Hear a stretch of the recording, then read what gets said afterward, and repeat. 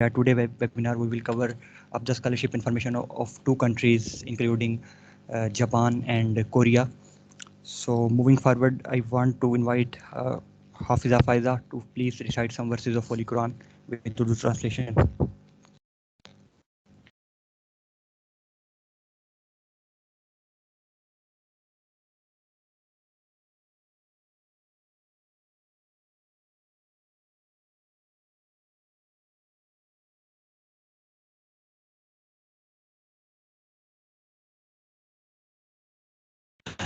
जी हाफिजा, आपका mic open है, आप तिलावत करें. أعوذ بالله من الشيطان الرجيم بسم الله الرحمن الرحيم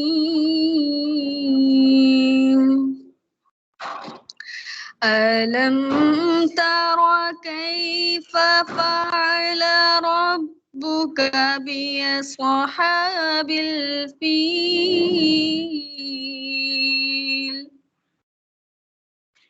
ألم يجعل كيدهم في تضليل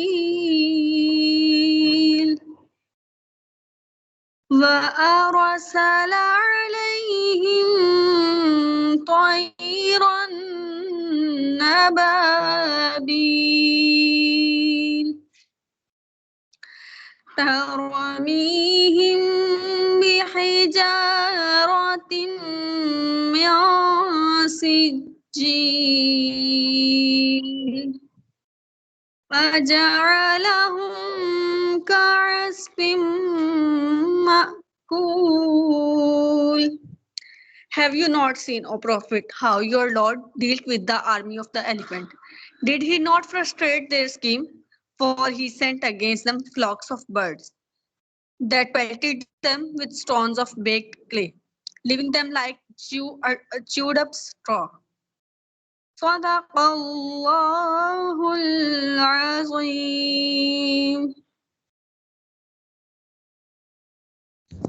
Jazakallah. Moving forward, I would request Mr. Huzaifa to please introduce our guest speakers.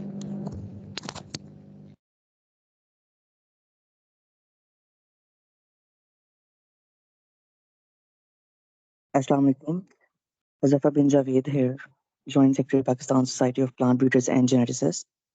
Ladies and gentlemen, it is an honor to welcome our esteemed guest speakers to today's webinar. First up, we have Mr. Adil Zahoor, whose academic journey boasts a master's degree in plant pathology from the prestigious University of Agriculture, Faisalabad. Currently, he is pursuing his PhD at Chonam National University in Korea, having been awarded the Professor Recommended Scholarship, a testament to his academic excellence and dedication to advancing research in his field. Mr. Zahoor, we sincerely appreciate you taking the time out of your busy schedule to share your expertise with us today. Next, we are honored to have Ms. Zeenat Niaz joining us. Like Mr. Adil, Ms. Zeenat also holds a master's degree in plant pathology from University of Agriculture, Faisalabad. Notably, she is currently pursuing a second master's degree in Tohoku University, Japan, under the esteemed Embassy Recommended MEC Scholarship Program. Her commitment to academic excellence and her pursuit of knowledge across international borders is truly commendable. Ms. Zeenat, we are deeply grateful for your participation in today's webinar from your demanding schedule. So without wasting any time, let's move to the main discussion. So I'd request Mr. Adil to share his screen. Over to you, Mr. Adil. Thank you so much. Thank you so much. Mr. Adil, can you start your presentation? Yeah, sure.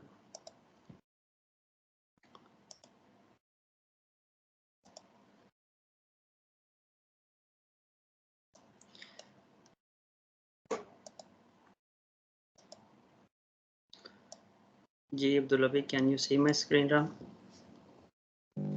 Yes, your screen is clear and visible to me. Okay, thank you so much. Am I audible to all participants here? Can you please confirm?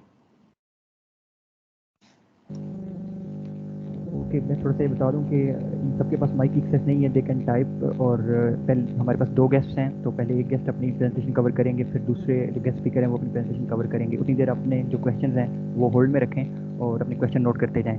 End of the session आप जब hand raise करेंगे तो आपको question पूछने की इजाज़त होगी। Mister Ali, you can start. Alright, thank you so much Abdullah भाई।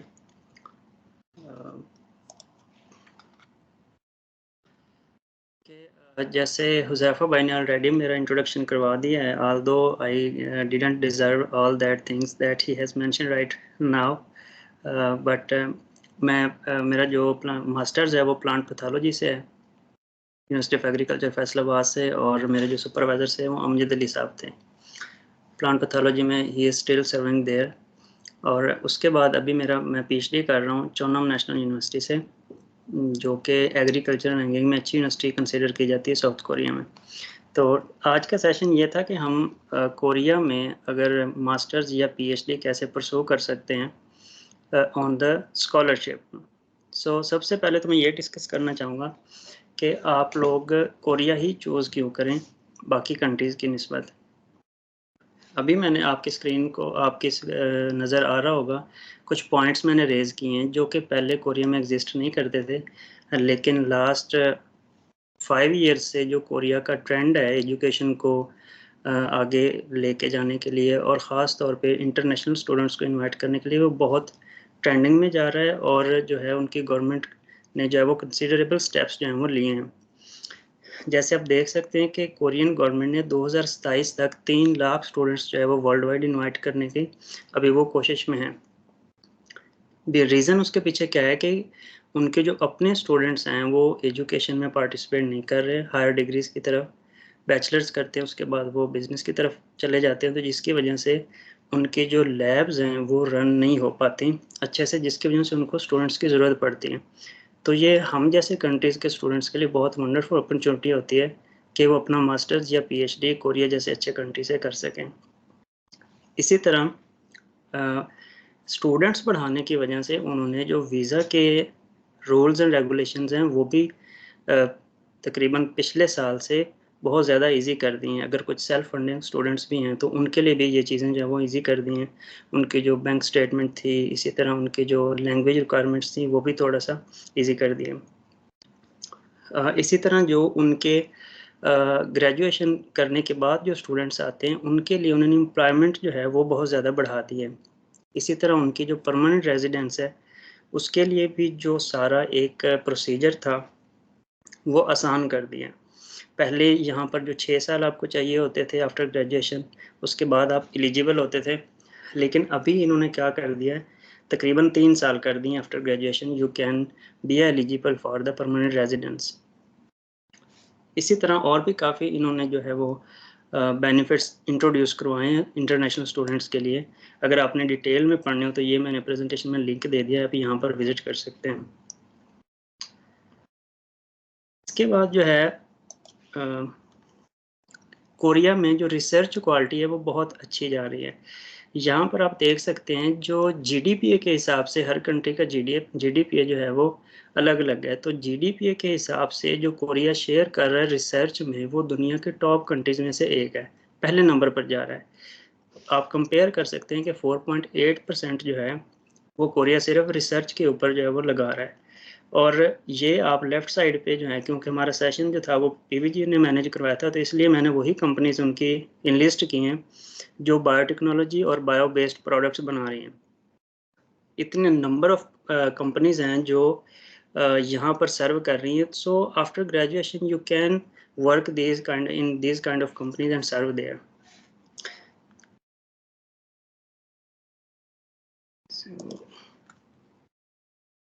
जी, यहाँ पर मैंने टॉप 10 यूनिवर्सिटीज़ इनकी मेंशन की है जो एग्रीकल्चर में जिनका नाम है। और अगर आप इनमें से कोई भी किसी भी यूनिवर्सिटी में आते हैं तो आपका जो करियर है वो बहुत अच्छा आगे हो सकता है वर्ल्ड में। जिसमें सबसे पहले सोल नेशनल यूनिवर्सिटी है, काइस्ट इनका बहुत अच्छा रिसर्च इंस्टीट्यूट है। और अगर इसकी यूनिक बात ये है कि अगर आप यहाँ से डिग्री करें तो इसके बाद जो आपकी परमानेंट रेजिडेंस हैं वो चांसेस अगर बाकी स्कॉलरशिप्स पे 50% है तो यहाँ पर आपके 90% हो जाते हैं। इसी तरह ये चौनम नेशनल यूनिवर्सिटी तकरीबन नंबर 6 पर रैंक करती है यहाँ पर, और ये बाकी सारी यूनिवर्सिटीज़ हैं जो इनकी अच्छी रैंकिंग में हैं। मेजर स्कॉलरशिप प्रोग्राम्स जो हैं वो सबसे पहले जीकेएस स्कॉलरशिप प्रोग्राम में यहाँ पर डिस्कस करूँगा, उसके बाद मैं प्रोफेसर स्कॉलरशिप की जो आउटलाइन आपको बताऊँगा, फिर काइस्ट स्कॉलरशिप है, इसी तरह यूएसटी स्कॉलरशिप है, university of science and technology, और उसके बाद जो है वो यूनिवर्सिटी स्पेसिफिक स्कॉलरशिप भी यहाँ पर आते हैं। To begin with global Korean scholarship, जिसको हम जीकेएस बोलते हैं, इसके सबसे पहले मैं बेनिफिट्स आप लोगों के गोश गुजार कर दूं, क्योंकि हम वो लोग हैं जो बेनिफिट्स अगर अच्छे हों तो ज़्यादा इंटेंटिव हो जाते हैं। तो जीकेएस में ये लोग आपको तकरीबन पाकिस्तानी आज के करेंसी के अकॉर्डिंग जो है तकरीबन 2,20,30,000 जो है मंथली प्रोवाइड करते हैं मास्टर्स को, और जो डॉक्टरल स्टूडेंट्स उन दोनों को। इसी तरह उनके सेवरल अदर बेनिफिट्स हैं कि वो आपको आते ही एक तो एयर टिकट आपको फ्री देते हैं, सेटलमेंट अलाउंस देते हैं, रिसर्च अलाउंस देते हैं, और इसके अलावा और भी काफ़ी चीज़ें यहाँ पर मैंने मेंशन की हैं। अच्छा जी, यहाँ पर कोरिया में 2 किस्म की यूनिवर्सिटीज़ हैं जिसको इन्होंने ग्रुप किया। ये जीकेएस के लिए रिक्वायरमेंट है, बाकी स्कॉलरशिप किसी के लिए भी ये रिक्वायरमेंट नहीं है। जीकेएस में क्या होता है कि आपके पास 2 किस्म की यूनिवर्सिटीज़ होती हैं, टाइप ए और टाइप बी, और इसी तरह इसके जो है वो 2 ट्रैक हैं जो बाद में मैं डिस्कस करूँगा, एम्बेसी ट्रैक और यूनिवर्सिटी ट्रैक। तो अगर आपने एम्बेसी ट्रैक में अप्लाई करना हो तो आपको इन टाइप ए या टाइप बी, आप दोनों में से कोई भी यूनिवर्सिटी सेलेक्ट कर सकते हैं। 3 यूनिवर्सिटी आप सेलेक्ट कर सकते हैं। कंडीशन ये है कि आपकी 2 जो हैं वो टाइप ए से होनी चाहिए, और कम से कम जो एक है वो बी से होनी चाहिए। तीनों बी से भी हो सकती हैं, लेकिन कंडीशन ये कि एक जो है वो लाजमी बी से होनी चाहिए, बाकी ए से भी हो सकती है और बी से भी होनी चाहिए। ये आप नाम पढ़ सकते हैं प्रेजेंटेशन में, और इसका जो आप डेटा है वो गूगल से भी ले सकते हैं। इसी तरह जो है वो प्रोग्राम्स जो हैं जीकेएस में मास्टर्स भी आता है, डॉक्टरल भी आता है और रिसर्च प्रोग्राम भी आता है। तो हमारा main concern I think master और डिग्री डॉक्टरल प्रोग्राम है, तो जो फर्दर ऑनवर्ड जो है मैं इन दोनों को लेके चलूँगा। अगर आप मास्टर पे आते हैं तो आपको 2 साल की डिग्री होगी और 1 साल का आपको कोरियन लैंग्वेज साथ में ये कोर्स करवाएंगे। अगर वो आप कोर्स क्लियर करते हैं तो फिर ही आप जो है वो अपनी डिग्री की जो मेन रिसर्च है वहाँ पर इंटर हो सकेंगे। और इसी तरह डॉक्टरल डिग्री में आपको 3 साल का जो रिसर्च है आपके लिए, और 1 साल का आपका जो है वो कोरियन लैंग्वेज की रिक्वायरमेंट है। जैसे मैंने पहले ही बताया कि इसके 2 ट्रैक हैं, एम्बेसी ट्रैक है और यूनिवर्सिटी ट्रैक है। एम्बेसी ट्रैक में इनका अलग कोटा है, जैसे कि 650 हैं तकरीबन नंबर ऑफ स्कॉलरशिप। इसी तरह यूनिवर्सिटी ट्रैक में भी 650 है ऑलमोस्ट। तो टोटल जो है वो 1300 स्कॉलरशिप बनते हैं। लेकिन आने वाले सालों में इन्होंने इनकी गवर्नमेंट ये अनाउंस किया है कि ये तकरीबन जो है वो 3000 स्कॉलरशिप पे लेके जाएंगे, तकरीबन 50% या 55% इसमें इंक्रीज करेंगे। तो यहाँ पर कोटा, क्योंकि इनका हर कंट्री का अलग अलग कोटा है। पाकिस्तान का कोटा जो इनका पिछले साल का था 2023 का था, वो एम्बेसी ट्रैक में हमारे लिए 5 स्कॉलरशिप थे, और जबकि यूनिवर्सिटी ट्रैक में हमारे लिए 7 स्कॉलरशिप थे। लिस्ट ऑफ डॉक्यूमेंट्स जो चाहिए होती है आपको इसके लिए अप्लाई करने में, यहाँ पर मैंने कंप्लीट लिस्ट दे दी है। तकरीबन वही आप सब लोगों को अंदाज़ा है कि स्कॉलरशिप पे अप्लाई करने के लिए कौन से डॉक्यूमेंट्स चाहिए होते हैं। एप्लीकेशन फॉर्म आपको चाहिए होगा, इसी तरह personal statement, study plan, research proposal, letter of recommendation आपको चाहिए होता है। ये लेटर ऑफ रिकमेंडेशन जो है वो आपको दोनों साइड से चाहिए होता है। एक आपको कोरियन प्रोफेसर से चाहिए होगा, और बाकी आपको जो पहले जिस यूनिवर्सिटी से आपकी मास्टर या बैचलर डिग्री है वहाँ से भी चाहिए होगा।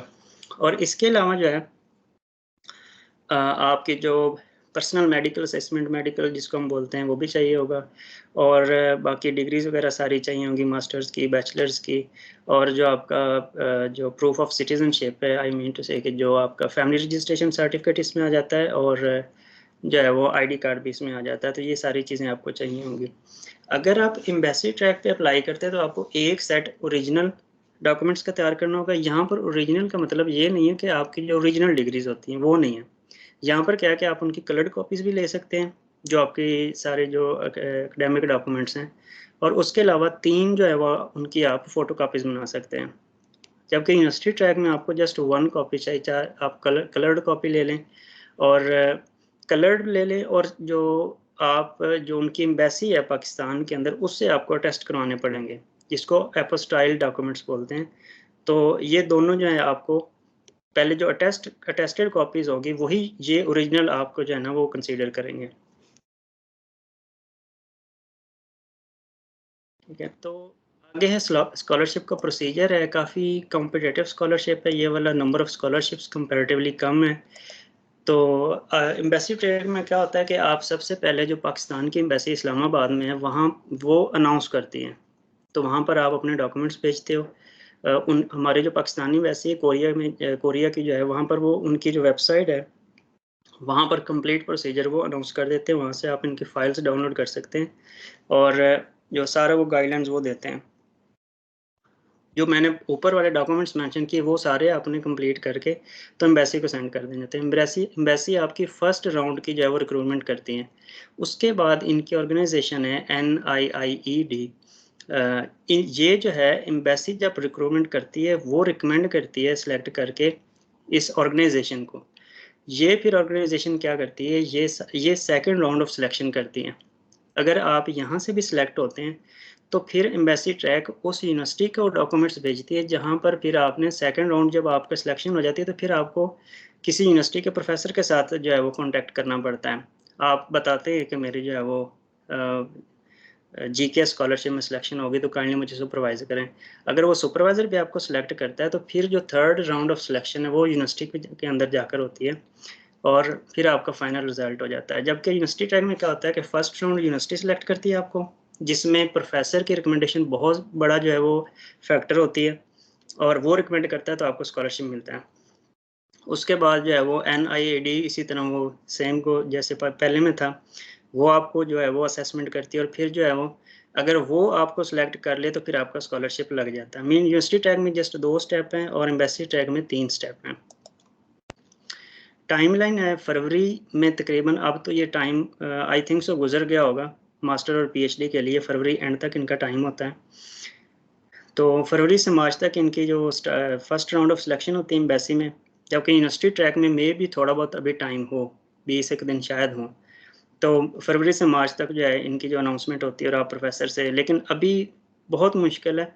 अगर आपने स्कॉलरशिप अप्लाई करना हो तो आप ऑलमोस्ट नवंबर से शुरू कर देते हैं, लास्ट ईयर के नवंबर से प्रोफेसर से कांटेक्ट करते हैं और सारा कुछ इंटरव्यू करवाते हैं प्रोफेसर के साथ, और प्रोफेसर मेनली आपका जो है वो आगे प्रोसीजर लेके चलता है। इसी तरह इनके मुख्तलिफ स्टेप्स होते हुए तो फाइनल जो है वो लेट जून में आपको पता चल जाता है और 1 सितंबर से आप जो है वो यूनिवर्सिटी ज्वाइन कर लेते हैं। उसके बाद है आपका प्रोफेसर रिकमेंडेशन स्कॉलरशिप। इसके अंदर जो मेन फैक्टर है वो प्रोफेसर ही हैं। आप उनको मेल करते हैं, आप उनको अपना रिसर्च इंटरेस्ट बताते हैं और अगर वो आपसे इंटरव्यू करता है, अगर वो आपसे जो इंटरव्यू के बाद वो आप में इंटरेस्ट फील करता है तो वो फिर आपको उसी इंटरव्यू के बाद ही बता देता है कि ठीक है मैं आपको आपकी जो स्टडीज़ है वो फंड करूँगा, आप अप्लाई करें। तो जैसे ही यूनिवर्सिटी की जो एडमिशन डेट आती है आप उस पर अप्लाई करते हैं और अप्लाई करने के बाद वो फिर यूनिवर्सिटी का एडमिशन प्रोसीजर होता है, आपकी जो डॉक्यूमेंट्स की जो है वो असेसमेंट होती है। अगर वो एक पैनल बैठता है यूनिवर्सिटी का, अगर वो आपका जो एडमिशन जो है वो अप्रूव करता है, जो कि मोस्टली कर देता है, 99% कर देता है अगर कोई मेजर प्रॉब्लम ना हो तो उसके बाद जो है वो आपको स्कॉलरशिप मिल जाता है। एडमिशन के बाद वो सारा प्रोसीजर है, स्कॉलरशिप मिल जाता है। इसमें क्या होता है कि कोरिया के अंदर मुख्तलिफ ऑर्गेनाइजेशंस हैं जो फंड करते हैं, लाइक जैसे पाकिस्तान में HEC के प्रोजेक्ट्स आते हैं या पार्ब के प्रोजेक्ट्स आते हैं, इसी तरह कोरिया के अंदर मुख्तलिफ ऑर्गेनाइजेशन हैं जो कि प्रोफेसर्स को फंड देती हैं। उन्हीं प्रोजेक्ट्स में से आपकी पूरी स्टडी जो है वो फंडेड हो जाती है। आपके मंथली जो है वो तकरीबन पाकिस्तानी डिपेंड करता है कि प्रोफेसर और प्रोजेक्ट की जो है वो फंडिंग अमाउंट कितनी है, लेकिन ऑन एवरेज जो है जितना मेरे दोस्तों से रब्ता होता है या जितना मुझे प्रोफेसर पे कर रहा है तो ये पाकिस्तानी तकरीबन 3 लाख से लेके 4 साढ़े 4 लाख तक होती है, तो जिसमें से आपको जो है वो यूनिवर्सिटी की फ़ीस खुद देनी होती है। आगे इनका बहुत ही अच्छा स्कॉलरशिप है। अच्छा, एक यहाँ चीज़ पे मेंशन कर दूँ, जो GKS था वो इंतहाई कॉम्पिटिटिव है, वो हर बंदे के लिए मेरे ख्याल में नहीं है। जो कि जिनकी CGPA अच्छी होती है, जो अच्छे CGPA वाले हैं वो उस पर लाजमी अप्लाई करें, और आइल्स स्कोर जिनके पास अच्छा है वो लाजमी अप्लाई करें। GKS के अंदर 2 मेन फैक्टर हैं, मार्क्स हैं आपके और आइल्स स्कोर है। जबकि अब उसके बाद के जितने की भी स्कॉलरशिप्स हैं उस पे उनके नंबर ऑफ स्कॉलरशिप बहुत ज़्यादा हैं। पहले में कम थे, उसके बाद बहुत ज़्यादा है। आप मस्ट जो है इन सब के ऊपर, जो बाद में मैं डिस्कस करूँगा, उनके ऊपर लाजमी अप्लाई करें। और ये मैंने इसीलिए सिर्फ वही मेंशन किए हैं जिन पे पीबीजी वाले, प्लांट पैथोलॉजी वाले, बायोटेक वाले, जिनके बहुत ज़्यादा चांसेस हैं, जस्ट मैंने वो मेंशन किए हैं। तो आई वुड सजेस्ट कि आप सब इस पे अप्लाई करें। University of science and technology Korea के अंदर तकरीबन फर्स्ट रैंकिंग में, पहले या दूसरे नंबर का अदारा है। बहुत बड़ा अदारा है। इसके कोरिया के अंदर हर शहर में तकरीबन इंस्टीट्यूट्स हैं। इनकी लैब्स हाईली डेवलप्ड हैं, हाईली इक्विप्ड हैं। तो यहाँ पर अगर आप आ जाते हैं तो आपका कैरियर बिल्कुल चेंज होगा बनिस्बत आम यूनिवर्सिटी के लैब के, जो अगर कंपेयर करें तो, क्योंकि ग्रुप बहुत अच्छे हैं यहाँ पर प्रोफेसर्स के जो रिसर्च करते हैं। यहाँ की जो मेन रिक्वायरमेंट है वो आपके पास आइल्स होना चाहिए, ओवरऑल 6 बैंड से कम नहीं होने चाहिए, ऊपर जितने मर्जी हों। और आप जो डॉक्यूमेंट्स रिक्वायर्ड हैं वो पहले जैसे मैंने बताया उसी तरह के थे तकरीबन सारे। बस दो तीन जो इसमें जो एक्स्ट्रा डॉक्यूमेंट्स चाहिए थे वो मैंने मेंशन कर दी, जैसे आइल्स यहाँ पर चाहिए। इसी तरह आपको जो क्रिमिनल रिकॉर्ड सर्टिफिकेट लेना है अपने जो मुतलका आपका पुलिस स्टेशन है, और वहाँ से वो आपको कोरियन में ट्रांसलेट करवाना पड़ेगा। पाकिस्तान के अंदर मुख्तलिफ कोरियन एम्बेसी की वेबसाइट पर जाएंगे जो पाकिस्तान के अंदर है, तो उन्होंने मेंशन किया कि वो किन किन जो है वो पॉइंट्स के जो पाकिस्तान के अंदर ट्रांसलेशन एक्सेप्ट करते हैं। तो वो ट्रांसलेट करवाने के बाद आप एम्बेसी जाओगे, वो एपोस्टाइल करवाओगे, मतलब जो है वेरीफाई करवाओगे, और आप अप्लाई कर दोगे। तकरीबन $30 जो है वो पाकिस्तानी इसकी फ़ीस है इसके अप्लाई करने के लिए। तो उसके बाद आपकी ऑनलाइन एप्लीकेशन होती है। सारा प्रोसीजर आप उनकी वेबसाइट पर जाकर जो है वो देख सकते हैं, क्योंकि टाइम थोड़ा सा, तो मैं बिल्कुल जो यूनिक चीज़ें वो मेंशन कर पाया यहाँ पे। स्कॉलरशिप बेनिफिट्स जो हैं, इनकी जो ट्यूशन है वो आपको सारी सपोर्ट करते हैं। इसके अलावा मास्टर्स स्टूडेंट को ये तकरीबन 3 लाख रुपया देते हैं मंथली, और पीएचडी स्टूडेंट को ये 18 लाख कोरियन वॉन, तकरीबन पाकिस्तानी जो है वो 4 लाख के लगभग बनते हैं, शायद 4 लाख के लगभग बनते हैं। तो ये इनकी जो मंथली सपोर्ट होती है, तो बहुत अच्छे स्कॉलरशिप है कोरिया के अंदर। इसके अलावा यूएसटी के और भी बहुत सारे स्कॉलरशिप्स हैं। आप इनकी वेबसाइट पे जाएंगे तो ये सारा पोर्टल जो है उनके मेन पेज का है, जिसमें यूएसटी रिसर्च पेपर अवार्ड है, एक्सीलेंट प्रोफेसरशिप अवार्ड है, यूएसटी रिसर्च गाइडेंस अवार्ड है। ये सारे जो हैं स्कॉलरशिप इनकी वेबसाइट पे मेंशन है, ये आप विजिट कर सकते हैं। उसके बाद इनका टॉप रैंक जो अदारा है काइस्ट स्कॉलरशिप है। काइस्ट अदारा है जिसके इसी तरह जिसके जो रिसर्च इंस्टीट्यूट्स हैं पूरे कोरिया के अंदर। तो यहाँ पर भी आपकी जो चीज़ मेन चाहिए वो आइल्स है, और इसके अलावा जो है वो बाकी सारे रिक्वायर्ड डॉक्यूमेंट्स जो मैंने ऊपर बताए हैं वो सारे आपको चाहिए होंगे। यहाँ पर भी जो यूएसटी के अंदर भी आपको प्रोफेसर अगर आपके साथ कॉन्टैक्ट में आता है, वो आपको कर देता है रिकमेंड, तो आपका स्कॉलरशिप लग जाता है। काइस्ट में भी यही सीन है, प्रोफेसर अगर मान गया तो समझे आपका स्कॉलरशिप लग गया। अभी अप्रैल के लिए इसकी डेट ख़त्म हो गई है। हाँ, अगर आप लोग 2024 के फाल में करते हैं अप्लाई, तो वो मार्च 4 से लेकर 25 तक है, जो आने वाले महीने में, तो इस पर आप अभी अप्लाई कर सकते हैं। इसी तरह काइस्ट के भी बाकी बहुत ज़्यादा स्कॉलरशिप्स हैं, वो इनके आप वेबसाइट पे जाकर, जैसे प्रेसिडेंशियल साइंस स्कॉलरशिप है, नेशनल एक्सीलेंस स्कॉलरशिप है, ये वहाँ पर आप जाकर देख सकते हैं। इसके अलावा यूनिवर्सिटी स्पेसिफिक स्कॉलरशिप हैं। इनकी जितनी भी अच्छी यूनिवर्सिटियाँ हैं, उन्होंने हर यूनिवर्सिटी ने कम से कम एक स्कॉलरशिप अनाउंस किया हुआ है, जिसमें वो फुली फंडेड जो है वो स्टडीज़ करवाते हैं। यूनिवर्सिटी रिकमेंडेड स्कॉलरशिप जो है, इसमें बहुत थोड़ा कंपटीशन होता है, ठीक है। काइस्ट में, यूएसटी में कंपटीशन ज़्यादा, यूनिवर्सिटी रिकमेंडेड में कम कंपटीशन है। तो आई वुड सजेस्ट कि आप, इनकी एक वेबसाइट है स्टडी इन साउथ कोरिया, वहाँ पर जाएं।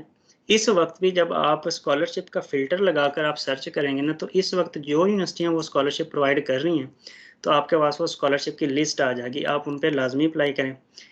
इसी तरह जब आपका, अगर इवन आपका सेल्फ पे भी एडमिशन हो जाए, तो आने के बाद एक स्कॉलरशिप इनका BK21 ब्रेन कोरिया के नाम से, ये तकरीबन 3 लाख पाकिस्तानी है, और इसमें कोई टैक्स नहीं है, कोई कुछ नहीं है। इस स्कॉलरशिप का मोस्टली लोगों को नहीं पता BK21 का, क्योंकि ये आने के बाद लगता है। जब आप यहाँ पर आ जाते हैं, अगर प्रोफेसर से आप कांटेक्ट करें, जैसे आप आपकी प्रोफाइल उसको अच्छी लगेगी, तो उसके पास मल्टीपल ऑप्शंस हैं कि वो आपकी स्टडीज़ को फंड्स कर सकता है। इसी तरह योनसे यूनिवर्सिटी है, कोरिया यूनिवर्सिटी है, इन सब के अपने अपने स्कॉलरशिप हैं और आप इनको जो है इन पे भी लाजमी अप्लाई करें, इनकी वेबसाइट पे विजिट करें, सारी डिटेल वहाँ पर दी हुई है। अच्छा, इसके अलावा अगर आपको कुछ हेल्प चाहिए कोरिया के अंदर स्कॉलरशिप्स की, तो स्कॉलरशिप नेटवर्क के ग्रुप है, आई होप के मोस्टली लोगों को पता होगा, मोस्टली ने ज्वाइन भी किया होगा। इसी तरह इसके साथ साथ जो है वो Pakistani students and scholars in south Korea के नाम से एक ग्रुप है, वो आप लाजमी ज्वाइन करें। वहाँ पर जिस लैब में भी पोजीशन आती है, स्टूडेंट्स जो है वो वहाँ पर पोस्ट कर देते हैं, तो वहाँ पर आपको आइडिया होता रहता है कि किस लैब में जो है वो पीएचडी या मास्टर्स के लिए पोजीशन है। इसके अलावा एक व्हाट्सएप ग्रुप भी बना हुआ है, वो मैं मेंशन कर दूंगा, वो भी आप लाजमी ज्वाइन करें। वहाँ पर ईच एंड एवरीथिंग डिस्कस होती है रिलेटेड टू कोरियन स्कॉलरशिप्स। चलें जी, थैंक यू सो मच, यही प्रेजेंटेशन थी। और आई थिंक सो मुझे 3-4 मिनट मेरे ज़्यादा भी हो चुके जो गिवन टाइम था। नहीं, ओके, इट्स ओके आदिल भाई, कोई मसला नहीं है, आपने बहुत अच्छा कवर किया है। और मिस जीनत, आप शुरू कर सकती हैं अपनी प्रेजेंटेशन। आदिल भाई, आप अपना स्क्रीन जी जी, शेयर भी ऑफ कर लें। Sure. Thank you so much. Give me a moment, please.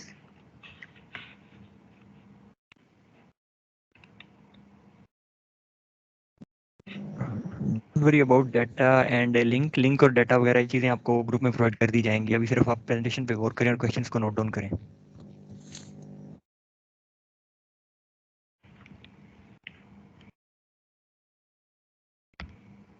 My screen is visible.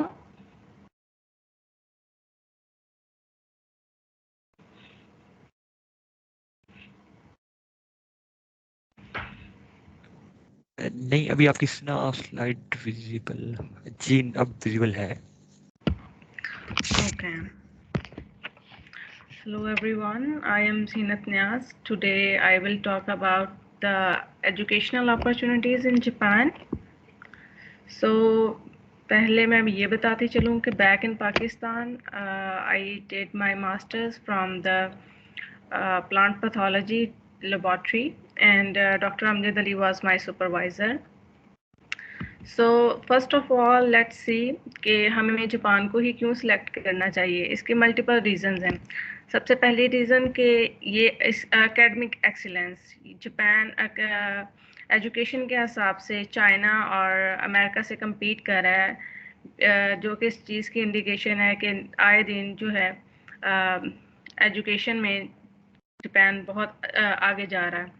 अगर यहाँ पे हम नंबर ऑफ स्टूडेंट्स के हिसाब से देखें तो 2019 में 3 लाख के करीब जो है फॉरेन स्टूडेंट थे जापान में, जो कि हर ईयर इंक्रीज होते जा रहे हैं। और यहाँ पे अगर हम नोबेल प्राइज़ विनर देखें तो जापान नंबर 1 है एशिया में, और 2000 के बाद जापान ने 16 अवार्ड जो है वो हासिल किए हैं। इसका मतलब है कि जापान रिसर्च में अच्छा खासा फोकस कर रहा है। And the second reason is the career development and the personal growth. It means कि यहाँ की लैब्स इतनी अच्छी हैं कि जब आप यहाँ पे अपना मास्टर्स या पीएचडी कर लेते हैं तो आपको नेक्स्ट मूव करने में किसी और कंट्री में या यहीं पे अपना करियर सेट करने में मुश्किल नहीं होती, बिकॉज़ यहाँ पे लैब में आपके साथ आपको प्रोफेसर जो है वो बहुत अच्छा ट्रीट करता है, क्योंकि वो आपको प्रैक्टिस करवाता है, जो कि पाकिस्तान में क्योंकि रिसोर्सेज की कमी होती है और स्टूडेंट ज़्यादा फोकस नहीं कर पाता, एक्सपेरिमेंट्स नहीं कर पाता लैब्स में, सबको आइडिया होगा। तो यहाँ पे ये अपॉर्चुनिटीज़ बहुत ज़्यादा हैं कि आपको आपका सारा सामान दे दिया जाता है जो आपने लैब में यूज़ करना है, पाइपर्स, टिप्स एक्सेट्रा, एंड जो प्रोफेसर होता है वो आपको डील करता है। नेक्स्ट इज़ द कल्चरल रिचमेंट, यानी कि यहाँ पे बहुत ज़्यादा जो है वो स्टूडेंट्स हैं डिफरेंट नेशन से। तो Japan is like a home of several well-known universities, and the other one is the sportive environment. Like Japan के अंदर बहुत ज़्यादा इंटरनेशनल स्पोर्ट्स सेंटर्स हैं जो कि ख़ास तौर पे इंटरनेशनल स्टूडेंट्स के लिए बनाए गए हैं, और लैब में पार्टिकुलरली आपको एकेडमिक ट्यूटर प्रोवाइड किया जाता है जो कि हर मामलात में आपकी हेल्प करता है। जापान में सबसे बड़ा मसला जो है वो लैंग्वेज बैरियर होता है, जिसके लिए आपको ट्यूटर प्रोवाइड कर दिया जाता है कि वो अगर something is in the Japanese तो ही और she can translate this for you. And the other one, of course, everyone like the nature. So nature and scenic beauty is very common in Japan. And the last one is the work opportunities, like after graduation or even you are the student, so आपके लिए part time और full time दोनों jobs हैं. इसी तरह paid और unpaid internship भी होती हैं. Of course, everyone is interested in the paid internships. So, but there is some limitations. So, like if you are a student, so you can just do the work only for 28 hours, not more than that. So if I talk about the top agriculture universities in Japan, so University of Tokyo, of course, it is the number one. And next one is the Kyoto, Nagoya University, Hokkaido University, and the Tohoku University, and the so on. So I am currently enrolled at the Tohoku University, which is one of the best institute in the Japan in research. If I talk about the scholarships in Japan, so these are the number one scholarships, that is a MEXT scholarship, Japan Educational Exchange and Services Scholarship, JESO scholarship, JICA program, GSPS, and University Specific Scholarship. Japan Educational Exchange and Services, this is basically the undergrad scholarship. So this is the exchange program for the Pakistani students. And the other one is for the undergrad, master and PhD students. Every scholarship have the specific requirement, but mostly the requirements are same. Like you should have the good CGPA, you should clear some competitive exam to enter in the universities. So ये scholarship जो हैं वो आपको तब offer होती हैं जब आप यूनिवर्सिटी में इनरोल हो चुके होते हैं. लेकिन ये MEXT, JICA, GSPS, ये वो MEXT और JICA ये वो वाले प्रोग्राम हैं जिनमें आपने पहले स्कॉलरशिप गेन करना होता है, देन यूनिवर्सिटी में एंटर होना होता है. लेकिन ये JSPS है, इसके लिए आपने पहले जो है वो यूनिवर्सिटी में एडमिशन लेना है. एडमिशन लेने के बाद आपको ये स्कॉलरशिप मिलता है. इसी तरह यूनिवर्सिटी स्पेसिफिक स्कॉलरशिप्स हैं, तो ये भी यूनिवर्सिटी में पहले आप एडमिशन लेते हैं. लाइक आप स्कॉलरशिप के लिए सिलेक्ट नहीं हुए किसी वजह से, तो आप पहले सेमेस्टर की फ़ीस खुद देते हैं, ठीक है. एंड देन फिर आप एक सेमेस्टर खुद पे करते हैं, मे बी 2 सेमेस्टर भी गुजर जाएं, then you apply for the scholarship and then you get it. So for the scholarship, the Study in Japan is one of the best website. I'll suggest everyone to update the information or make the profile on that website. So next is basically the fully funded scholarship, which is given by the Ministry of Education, Culture, Sports, Science and Technology. So student 2 term में MEXT में select होते हैं, एक अप्रैल में और दूसरा अक्टूबर में. Mostly student अप्रैल में जाते हैं जो कि एम्बेसी रिकमेंडेड होते हैं, जबकि अक्टूबर में वो स्टूडेंट जाते हैं जो कि यूनिवर्सिटी रिकमेंडेड होते हैं most of the time, but it may vary. Number of student may vary and the deadline is between April to the May. And the selection criteria I will discuss in further slides. So if I talk about the MEXT benefits, so MEXT provide you the allowance, which is approximately 3 lakh तक होता है पाकिस्तानी, और यानी कि 1,45,000 यन तक ये आपको provide करता है. If you are the PhD student, then 1,47,000 yen ये आपको पे करते हैं. एजुकेशन आपकी कम्प्लीटली फ्री होती है और ट्रैवलिंग एक्सपेंसेस भी MEXT बेयर करता है. लाइक आपको आने और जाने की टिकट देता है, लेकिन अगर आपने 2 सालों या 3 सालों के दरमियान में विज़िट करना हो तो ये फिर आपको फैसिलिटेट नहीं करते हैं. जो MEXT स्कॉलरशिप है वो बेसिकली 2 तरह से है. यूनिवर्सिटी रिकमेंडेड ट्रैक होता है एक उसका, और एक embassy recommended. University recommended track में this is just the interview based, mostly interview based, and this is easy approach. So most of the student prefer this track, but it has some merits and demerits. I will discuss about them later. So for the university track, sometime you need, mostly you need the professor recommendation letter or the acceptance letter, but sometime you can do without the professor acceptance letter. And the most important thing is the application fees, which is just I think 30,000 Pakistani बनते हैं जो कि पे करने होते हैं. तो ज़्यादातर स्टूडेंट सिर्फ इस वजह से इस स्कॉलरशिप को मिस कर देते हैं क्योंकि उनको एप्लीकेशन फ़ीस पे करना पड़ती है. एंड अगर हम एम्बेसी रिकमेंडेशन की बात करें तो ये ज़रा कॉम्प्लिकेटेड प्रोसेस होता है क्योंकि इसमें 3 से 4 3 स्क्रीनिंग होती हैं बेसिकली. उसके बाद फिर आप फाइनलाइज होते हैं. और नेक्स्ट में जो एप्लीकेशन फ़ीस होती है या एग्जामिनेशन फ़ीस होती है वो नेक्स्ट ही बेयर करता है, मतलब वो एप्लीकेंट को पे नहीं करने पड़ते.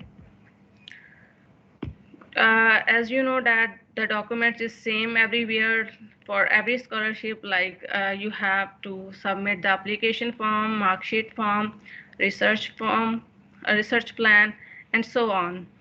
If you have some research paper तो आपको एब्स्ट्रैक्ट भी सबमिट करवाना पड़ेगा.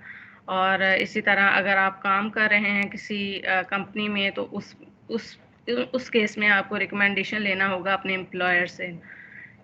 तो ये सारी प्राइमरी स्क्रीनिंग के लिए आपको डॉक्यूमेंट्स चाहिए होते हैं. तो embassy of Japan in Pakistan, this is a basically website and here is the link from where you can get the information about the documents. You can download the sample of every document. So जैसा कि doctor साहब पहले बता चुके हैं कि one original का मतलब ये है कि लाइक आपने फ़ोटो कॉपीज़ ही भेजनी है, बेशक कलर्ड भेज दें, अपने ओरिजिनल डॉक्यूमेंट्स नहीं भेजने क्योंकि नेक्स्ट वो डॉक्यूमेंट्स वापस नहीं करता. एम्बेसी ऑफ पाकिस्तान वो डॉक्यूमेंट्स वापस नहीं करती. So be very careful about this. So here I have mentioned the link. So from here you can get the information about this. So next के basically I have told you कि 3 screening होती हैं. Primary screening में आपने अपने सारे documents embassy को भेजने होते हैं, लेकिन मेक श्योर करना होता है कि आपने वही डॉक्यूमेंट्स भेजने हैं जो कि आपको वेबसाइट पे बताए गए हैं. ये नहीं कि आप अपने एक्स्ट्रा करिकुलर सर्टिफिकेट्स और बाकी चीज़ें भी भेज दें. ये आपके सिलेक्शन चांसेस इंक्रीज़ नहीं करता बल्कि डिक्रीज़ कर देता है. So be very careful about that. And secondary screening में आपने रिटन इंग्लिश एग्ज़ाम देना होता है जो कि बहुत ज़्यादा मुश्किल नहीं होता, बेसिक ग्रामर पर ही मुश्तमिल होता है. इसके लिए आई विल सजेस्ट कि जस्ट आप पास्ट पेपर जो है मैक्स ने स्टडी इन जापान वेबसाइट पे दिए होंगे तो वहाँ से आपने पास्ट पेपर स्टडी कर लेने हैं. And next one is the Japanese written exam. This is just the formality, क्योंकि किसी भी बंदे को ये नहीं आता होता तो ये जस्ट फॉर्मेलिटी के लिए होता है. अगर आप रिटन एग्ज़ाम क्लियर कर लेते हैं, आई मीन आपके 70% मार्क्स होते हैं, तो उस केस में आपको इंटरव्यू के लिए बुलाया जाता है. रिटन ये बेसिकली 2 दिन का प्रोसीजर होता है. रिटन एग्ज़ाम क्लियर करने के बाद आपको शाम में ही कॉल आ जाती है कि आपने नेक्स्ट डे एम्बेसी आना है इंटरव्यू के लिए या नहीं. अगर तो आपको एम्बेसी के लिए इंटरव्यू के लिए कॉल आ जाए एम्बेसी से, then you will go for that. And अगर आप इंटरव्यू भी क्लियर कर लें, आपको 2 हफ्ते 3 हफ्ते बाद ईमेल आ जाएगी. तो फिर एम्बेसी क्या करेगी, आपसे डॉक्यूमेंट्स मंगवाएगी और फिर उन डॉक्यूमेंट्स को स्टैम्प कर देगी और उन डॉक्यूमेंट्स के साथ साथ आपको एक लेटर भी इशू कर देगी जो कि इस लेटर को, सेकेंडरी स्क्रीनिंग वाले लेटर को आपने टर्शरी स्क्रीनिंग के लिए या थर्ड स्क्रीनिंग के लिए यूज़ करना है. तो टर्शरी स्क्रीनिंग में हम बेसिकली प्रोफेसर से कांटेक्ट करते हैं. मुख्तलिफ यूनिवर्सिटीज़ की लिस्ट प्रोवाइड करती है हमें एम्बेसी. तो फिर हमने अपने रिस्पेक्टिव जिस प्रोफेसर की लैब में हम इंटरेस्टेड हैं उसको अपने जो डॉक्यूमेंट्स यूनिवर्सिटी ने स्टैम्प किए, एम्बेसी ने स्टैम्प किए हैं, वो भेजने होते हैं. अपनी CV भेजनी होती है और most of the time professor आपसे एक्सेप्टेंस लेटर फॉर्मेट भी डिमांड करता है जो कि आपने एम्बेसी से लेना होता है. यहाँ पे सबसे इम्पॉर्टेंट चीज़ क्या है कि जो प्रोफेसर को जब हमने कांटेक्ट करना होता है तो क्या मिस्टेक करते हैं कि प्रोफेसर को बार बार मेल भेजते हैं, वेट नहीं करते. तो आई रिकमेंड कि एक दफ़ा ईमेल करने के बाद 3 से 4 दिन एटलीस्ट, आई थिंक 3 से 4 दिन, और कम से कम इतना इंतज़ार किया जाए, बेसब्री का मुज़ाहरा बिल्कुल ना किया जाए। एंड सेकेंडली, ये पर ईमेल में बिल्कुल ना लिखा जाए कि I am poor and I deserve this scholarship वगैरह वगैरह। ये आपके चांसेस डिक्रीज करता है। जब आपकी सेकेंडरी और टर्शियरी स्क्रीनिंग हो जाती है, प्रोफेसर आपको एक्सेप्टेंस लेटर दे देता है। आपने यूनिवर्सिटी की तरफ से जो डॉक्यूमेंट्स हैं, रिक्वायर्ड डॉक्यूमेंट्स हैं, उनको फुलफिल करना होता है। मैं मैक्स्ट के लिए बताती चलूँ कि मैक्स्ट स्कॉलरशिप पे अप्लाई करने के लिए आपको आर्ट्स की ज़रूरत नहीं होती, यानी आप इंग्लिश प्रोफिशिएंसी सर्टिफिकेट पे अप्लाई कर सकते हैं, बट प्राइमरी सिलेक्शन के लिए आपके मार्क्स 85% से अबव होने चाहिए। लेकिन जैसे ही आपने मैक्स्ट बीन कर लिया है, मतलब आपने तीनों स्क्रीनिंग क्लियर कर ली हैं, अब आप यूनिवर्सिटी की रिक्वायरमेंट फुलफिल कर रहे हैं, तो उस केस में आपकी CGPA भी मैटर करेगी, आपके आर्ट्स स्कोर भी मैटर करेंगे, बिकॉज हर ग्रेजुएट स्कूल की अलग रिक्वायरमेंट हैं आर्ट्स को लेकर। फॉर एग्जांपल, अगर मैं एग्रीकल्चर की बात करूं तो हॉको यूनिवर्सिटी के अंदर तो यहाँ पे जो रिक्वायरमेंट है वो 5.5 बैंड है ओवरऑल। तो this is not a very big challenge. And the most important thing is कुछ यूनिवर्सिटीज़ ने एंट्रेंस एग्ज़ाम रखा होता है जो कि आपने पास करना ज़रूरी होता है। तो अगर तोहको की बात करें तो इन्होंने 3 सब्जेक्ट से कोई भी 3 सब्जेक्ट से आपका ना एग्ज़ाम लेना होता है। एंड अगर हम यूनिवर्सिटी के लिए डॉक्यूमेंटेशन कर रहे हैं तो आपने उसको रिसर्च पेपर भी एटलीस्ट होना चाहिए आपके पास, एक for the PhD, not for the masters. So the process of application and the selection, application जो है वो अप्रैल में स्टार्ट हो जाती है, अराउंड अप्रैल, और तकरीबन इसको 1 साल लगता है। तो this is a timeline for that. And after that I will tell you कि अगर आप सिलेक्ट हो गए हैं और जापान आ गए हैं, तो असल में मास्टर्स जो होता है वो होता है 2.5 साल का, यानी कि 2.5 ईयर्स। आपको 6 month as a non regular student यहाँ आना होता है, जिसमें आप यूनिवर्सिटी के स्टूडेंट नहीं होते, जस्ट आपने लैंग्वेज सीखनी होती है। फिर आफ्टर 6 मंथ आप टेस्ट क्लियर करते हैं यूनिवर्सिटी का, जो एंट्रेंस एग्ज़ाम होता है। अगर वो आप क्लियर कर लेते हैं, फिर आपको जो है वो मास्टर्स में दाखिला मिल जाता है। तो ये ट्रैक बताया गया है कि अगर आप नॉन रेगुलर स्टूडेंट के तौर पर आते हैं, फिर आप नेक्स्ट में मतलब एंट्रेंस एग्ज़ाम क्लियर कर लेते हैं, तो फिर आप रेगुलर मास्टर स्टूडेंट हो जाएंगे।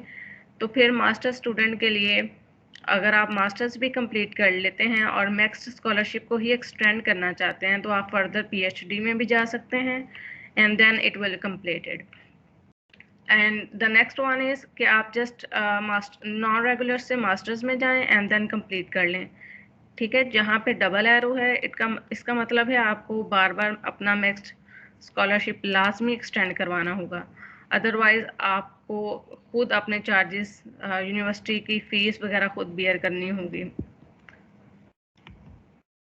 तो अगर मैं इम्पॉर्टेंट ग्रुप्स की बात करूँ, this is very very important group. If someone is interested in MEXT, तो उसको ये ग्रुप बहुत लाजमी ज्वाइन करना चाहिए, बिकॉज इसके अंदर बहुत सारी वीडियोस हैं जो मैक्स्ट स्कॉलरशिप को विन करने में आपकी हेल्प कर सकते हैं। This is Passage Group, which is a Pakistan Student Association in Japan, and the other one is the Scholarship Guru. This group is the admin of this group is a Pakistani guy, and which is in Tokyo now, and he's very competent. अगर कोई भी query हो max से related तो वो फ़ौरन आपको respond करता है. This is very active group regarding MEXT. So this is all from my side. If you have any question, so please ask from us. Thank you so much Zeenat, आपने बहुत अच्छी प्रेजेंटेशन कवर की है, और जिनके questions हैं वो अपने क्वेश्चंस रेज कर सकते हैं, और जब तक आप अपने हैंड रेज कर सकते हैं और मैं आपको अलाउ कर दूंगा. और मूविंग फॉरवर्ड यहाँ एक दो चीज़ें मेरे अपने ज़हन में आई थी कि आपने एप्लीकेशन फ़ी की बात की थी जब आप यूनिवर्सिटी ट्रैक के थ्रू मैक्स में जापान में अप्लाई करते हैं और आप मैक्स के लिए खुद को नॉमिनेट करवाते हैं, कहते हैं कि मैंने मैक्स के थ्रू आना है, तो वो आपकी फ़ी आपको नहीं लेते, आप वो फ़ी आपको छोड़ देते हैं, कोई मैक्स ने वो बियर करनी होती है।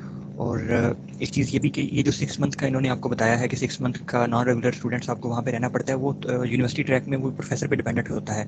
आप प्रोफेसर को ईमेल करते हैं, आपकी प्रोफाइल चेक होती है, अगर उसको लगे कि ठीक है मैंने इस बच्चे को अपने पास रखना तो है लेकिन इसकी इतनी ज़्यादा अच्छी ग्रिप नहीं है, उस पर प्रैक्टिकली इतनी ज़्यादा ग्रिप नहीं है, ये प्रैक्टिकल एक्सपीरियंस नहीं है, तो वो फिर आपको 6 मंथ के लिए as a non regular student allow करता है। उसमें आप लैंग्वेज भी सीखते हैं और कुछ स्किल्स भी सीखते हैं, और लेकिन अगर आपकी प्रोफाइल अच्छी हो तो आपको 6 मंथ की जो है वो नहीं चाहिए होती।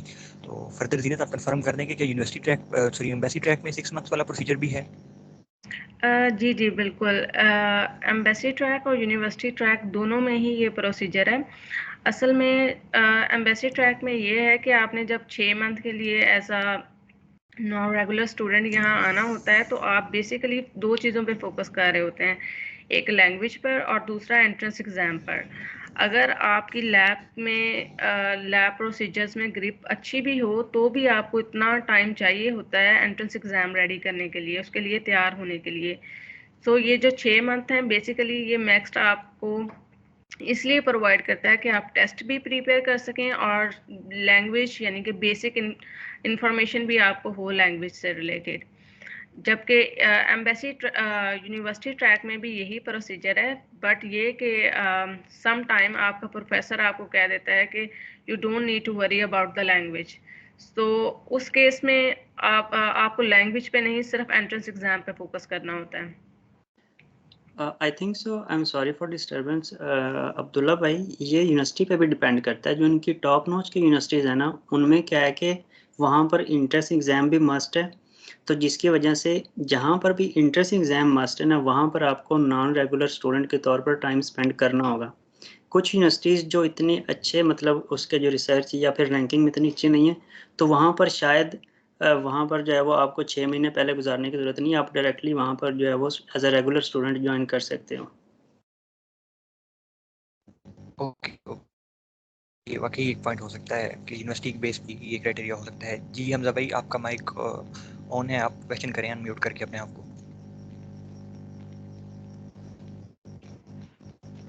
अस्सलाम वालेकुम, बहुत बहुत शुक्रिया फर्स्ट क्लास सोसाइटी का और आप दोनों स्पीकर का। बहुत अच्छा आप लोगों ने मौके की मुनासबत से दोनों स्कॉलरशिप बहुत अच्छा कवर किया। मेरा सवाल ये था कि दोनों स्पीकर से सवाल था, क्योंकि हम जब डॉक्यूमेंट्स भेजते हैं, आपने कहा ओरिजिनल डॉक्यूमेंट्स भेजने हैं, तो मोस्टली लोग कहते हैं जो कि सीनियर्स हैं जिनको मैं जानता हूँ, वो कहते हैं कि आपने ना अपनी कॉपी करवा के, वो भी HEC से और मोफा से और IBC से टेस्ट करवा के कॉपी को, इवन कॉपी को वो भेजनी है। अगर ये मिथ गलत है या फिर आपने सिर्फ ओरिजिनल जो आपकी डिग्रीज हैं उनको टेस्ट करवा के उनकी कॉपी करवा के वो भेज दें, वो इनफ रहेगा? जरा इसको इस पे कवर कर एक्चुअल दें में प्लीज। जी वेरी गुड क्वेश्चन है आपका, और ये मोस्टली स्टूडेंट्स यहाँ पर गलती भी करते हैं। दरअसल बात ये है कि जब भी आप कोरिया की अगर बात करें, अगर आप वहाँ पर किसी भी स्कॉलरशिप पे अप्लाई करें तो वो कोरियन एम्बेसी से अटेस्टेड डॉक्यूमेंट्स मांगते हैं, यूनिवर्सिटी भी मांगती है। चाहे आप GKS पे अप्लाई करें, किसी भी स्कॉलरशिप पे अप्लाई करें, आपने यूनिवर्सिटी में एडमिशन करवाना ना, तो वो कोरियन एम्बेसी से अटेस्टेड होने चाहिए डॉक्यूमेंट्स। अब कोरियन एम्बेसी तभी अटेस्ट करती है जब वो, चाहे वो फोटोकॉपी आप करवा रहे हो, चाहे आप ओरिजिनल करवा रहे हो, जब वो मोफा से भी अटेस्ट हो और HEC पे अटेस्ट हो, वो तभी कोरियन एम्बेसी अटेस्ट करती है। तो इन दैट केस अगर यूनिवर्सिटी आपको कह रही है कि हमें फोटोकॉपीज ही आप जमा करवा सकते हैं, तो फिर आपको फोटोकॉपी पहले HEC से, फिर मोफा से, फिर जो है वो कोरियन एम्बेसी से करवानी पड़ेगी। और अगर आप ऐसा नहीं कर पाते किसी रीज़न की वजह से, तो फिर आप ऐसा करें, ओरिजिनल डॉक्यूमेंट्स ही करवा लें और फिर उनकी कलर्ड कॉपी करवाकर वो यूनिवर्सिटी को भेज दें। समझ रहे हैं कि आपने तीनों जगह से टेस्ट करवा लिए ओरिजिनल डॉक्यूमेंट्स, उसके बाद आप उनकी कलर्ड कॉपी करवाएं जिस पर कोरियन एम्बेसी की भी स्टैम्प हो, HEC की भी हो, मोफा की भी हो, तो वही आप जो है वो कलर्ड कॉपीज उनको भेज दें, तो वो भी कंसिडर की जा सकती हैं, होती हैं। ओके, और कमेंट्स में मोहम्मद सकलैन पूछ रहे हैं कि जी कंप्लीट करें। अगर मैं नेक्स्ट की बात करूं तो नेक्स्ट जापानीज एम्बेसी के अकॉर्डिंग आपको ज़रूरत नहीं है कि वो आप HEC से या मोफा से अटेस्टेड करवाएं। आप किसी भी प्रोफेसर से जो 17 ग्रेड का हो, आपकी यूनिवर्सिटी के डीन से, प्रोफेसर से आप करवा के भेज सकते हैं. So this is all about the next, but it may vary. Again, I will say it may vary scholarship to scholarship. Like Korea के लिए और रिक्वायरमेंट है, उसके लिए टेस्टेशन ज़रूरी होती होगी, बट नेक्स्ट के लिए ऐसा कुछ भी नहीं है. कोरिया के लिए क्या है कि अगर आप जीकेएस पे अप्लाई कर रहे हैं तो फिर आपको एम्बेसी में जो डॉक्यूमेंट सबमिट करवाने हैं वो एम्बेसी से अटेस्टेड होने चाहिए. पहले अटेस्ट करवाएंगे, फिर एम्बेसी आपके डॉक्यूमेंट सबमिट करेगी. अगर आप जीकेएस पे अप्लाई नहीं कर रहे, यूनिवर्सिटी के किसी स्कॉलरशिप पे या किसी भी अदर स्कॉलरशिप पे अप्लाई कर रहे हैं, तो आप स्कॉलरशिप पे पहले वैसे ही अप्लाई कर सकते हैं विदाउट टेस्टेशन. जब आपका एडमिशन हो जाता है, आप कोरिया आते हो, तो तब आप अटेस्टेड डॉक्यूमेंट्स उनको देते हो, वो लाजमी तौर पर देते हो.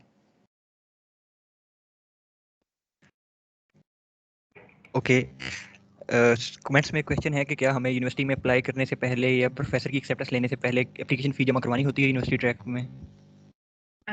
यूनिवर्सिटी ट्रैक में मैंने बताया कि हम प्रोफेसर की एक्सेप्टेंस मोस्टली हमें लेनी होती है, और मोस्टली जब हम सम टाइम हम क्या करते हैं कि डायरेक्टली यूनिवर्सिटी के पोर्टल पे अपने डॉक्यूमेंट सबमिट कराते हैं.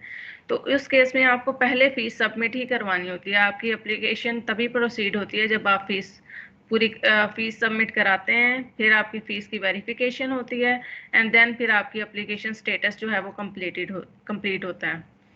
सो आपको पहले सबमिट करवानी होती है. जबकि नेक्स्ट के केस में क्या होता है कि आप जापान आ जाते हैं, 6 मंथ के लिए जापान आ जाते हैं. 6 मंथ के बाद आपने एग्ज़ाम जब देना होता है, 6 मंथ आप यहाँ जापान में गुजार लेते हैं. फिर आपने जब एग्ज़ाम देना होता है तो तब आपने वो फ़ीस जमा करवानी होती है. वो आपको स्कूल जो है वो आपको नोटिस भेजता है, लेकिन वो भी आपने जमा नहीं करवानी होती है. आपने स्कूल को जस्ट ये इन्फॉर्म करना होता है कि हम नेक्स्ट स्कॉलर हैं, सो फिर आपको वो सब पे नहीं करनी होती फ़ीस, जबकि यूनिवर्सिटी ट्रैक में आपको करनी होती है. ओके, लरैब आपका माइक एक्सेसिबल है, आप अपना माइक ओपन करें, क्वेश्चन करें. अस्सलाम वालेकुम. वालेकुम सलाम. जी मेरा क्वेश्चन जो है मेनली जीनत आपी से है कि अगर हम एमफिल कंप्लीट करने के बाद अगेन एमफिल के लिए अप्लाई करें तो हमारा जो ड्यूरिंग एमफिल जो 2 इयर्स का स्टडी गैप होगा, हम इसे कैसे कवर कर सकते हैं? स्टडी गैप, इनफैक्ट आपको ये बताने की ज़रूरत नहीं है. इतना अव्वल तो इतना थोड़ा सा स्टडी गैप होता है 2 साल का, तो इतना कोई इशू नहीं है. सेकेंडली, अगर आप ये भी बता देते हैं कि I have already done the masters, so it is not a big problem there. क्योंकि आपका जो मास्टर थीसिस होता है, for example in my case, जो मेरा थीसिस था उसका सारा वर्क बायोइन्फॉर्मेटिक्स पे था. सो मेरे पास लैब स्किल्स बिल्कुल भी नहीं थी, ना होने के बराबर थी.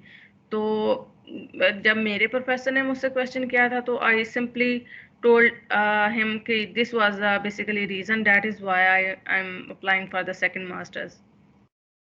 यहाँ पर मैं थोड़ा सा ऐड कर दूँ. अगर आपका जो गैप है मास्टर्स के बाद या इवन बैचलर के बाद, चाहे वो 3 साल का ही क्यों नहीं है, ये 2-3 चीज़ों पर डिपेंड करता है. पहली चीज़ तो ये कि अगर आप जिस प्रोफेसर से इन कॉन्टैक्ट हो, उस प्रोफेसर को आप कन्विंस कर लेते हो, तो मेन जो चीज़ है ना, वो सिर्फ आपके प्रोफेसर ने ये चीज़ आपसे डिस्कस करनी होती है कि गैप क्यों है. तो वहाँ पर आप पाकिस्तान में आपको पता है कि अगर तो आप किसी गवर्नमेंट अदारे के साथ एफिलिएटेड हो या कोई भी ऐसी जॉब कर रहे हो जो रिसर्च रिलेटेड है, तो आप सिंपली उनको बता सकते हैं. अगर ये नहीं भी आप कर रहे और आपके पास कुछ भी नहीं है शो करवाने को, आप जस्ट घर स्टे कर रहे थे, तो आप किसी भी जो प्राइवेट कंपनी है उससे आप मतलब ये अब पाकिस्तानी मशवरे मैं आपको दे रहा हूँ कि आप उससे, क्योंकि दोस्त ऐसा करते हैं जब कुछ भी नहीं होता शो करवाने को, तो किसी भी प्राइवेट कंपनी का सर्टिफिकेट ले लेते हैं और ये कह देते हैं कि मैं जो है वो किसी भी प्राइवेट कंपनी में काम कर रहा था. तो वो प्रोफेसर बाद में सर्टिफिकेट्स मांगने की भी ज़रूरत नहीं होती, जस्ट आपको कवर करना होता है थोड़ा सा एक लॉजिकल वे में. अगर आप ये कह दें कि मैं विदाउट एनी एक्टिविटी मैंने किया है, तो वो मतलब नेगेटिव रिमार्क्स उसके जाते हैं. किसी ना किसी तरह कवर उसको ज़रूर करें. जी मेरा बहुत एक और क्वेश्चन है कि जैसे जीनत आपकी का जो थीसिस था वो बायोइन्फॉर्मेटिक्स पे था, तो क्या ये प्रेफर करती हैं हमें एमपीपी पीपी, क्योंकि मैं अपना थीसिस बायोइन्फॉर्मेटिक्स पे करूँ या फिर प्लांट पैथोलॉजी की ही कोई ना कोई फील्ड चूज करके कोई भी क्रॉप और सिंपली उनका स्ट्रेटजी चूज करके थीसिस करूँ कंप्लीट? आई थिंक सो ये मैटर इतना नहीं करता, क्योंकि कोरिया और जापान दो ऐसी सोसाइटीज़ हैं जहाँ पर जो बायोलॉजिकल रिसर्च है वो बहुत इंटरमिक्सड है। अगर जैसे मैं खुद अगर बात करूँ, मेरा बैकग्राउंड प्लांट पैथोलॉजी का, लेकिन मैं बायोटेक्नोलॉजी डिपार्टमेंट से PhD कर रहा हूँ, तो मैं यहाँ पर जो डिपार्टमेंट वो बायोटेक्नोलॉजी का है। इन दोनों कंट्रीज़ में क्योंकि हर लैब जो है वो हर डिपार्टमेंट के अंदर बहुत सारे विद इन लैब जो है बहुत सारे प्रोजेक्ट चल रहे होते हैं। इवन एक लैब के अंदर काम करते हुए आपका जो रिसर्च फील्ड है वो डिफरेंट हो सकती है। तो इसलिए इन दो कंट्रीज़ में स्पेशली जब आप अप्लाई करें तो ये मत सोचें कि आपकी फील्ड क्या है और आप किस लैब में कर रहे हो। जस्ट कि इन दोनों कंट्रीज़ में ये आप अप्लाई करते जाएं, चाहे वो आपकी फील्ड का प्रोफेसर है, चाहे वो थोड़ा सा डिफरेंट ही क्यों नहीं है।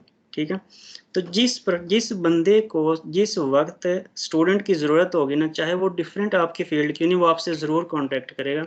ये नहीं देखेगा आपका बैकग्राउंड क्या है, आपके पास रिसर्च स्किल्स क्या है, आप किस बैकग्राउंड से हो, ये चीज़ें वो नहीं देखेगा। जस्ट उसको ज़रूरत होनी चाहिए, वो आपको सिलेक्ट कर लेगा। दूसरा ना, मुझे बाकी कंट्रीज़ का तो आइडिया नहीं है। अगर जापान की बात करें तो इवन आप बायोइन्फॉर्मेटिक्स से हैं या कोई भी आपकी बैकग्राउंड है, तो ये लोग आपको फर्स्टली लैब में आने के बाद सारे लैब प्रोटोकॉल सिखाते हैं। तो इसलिए आपको परेशान होने की ज़रूरत नहीं है कि आपका बैकग्राउंड और है और इनका और है और ये वो, like, so be confident. Okay Qasim, आपका माइक एक्सेसिबल है, आप अपना माइक ओपन करें और क्वेश्चन करें। Thank you sir for giving me the chance to ask a question. मेरा जो क्वेश्चन है वो जहूर साहब से है।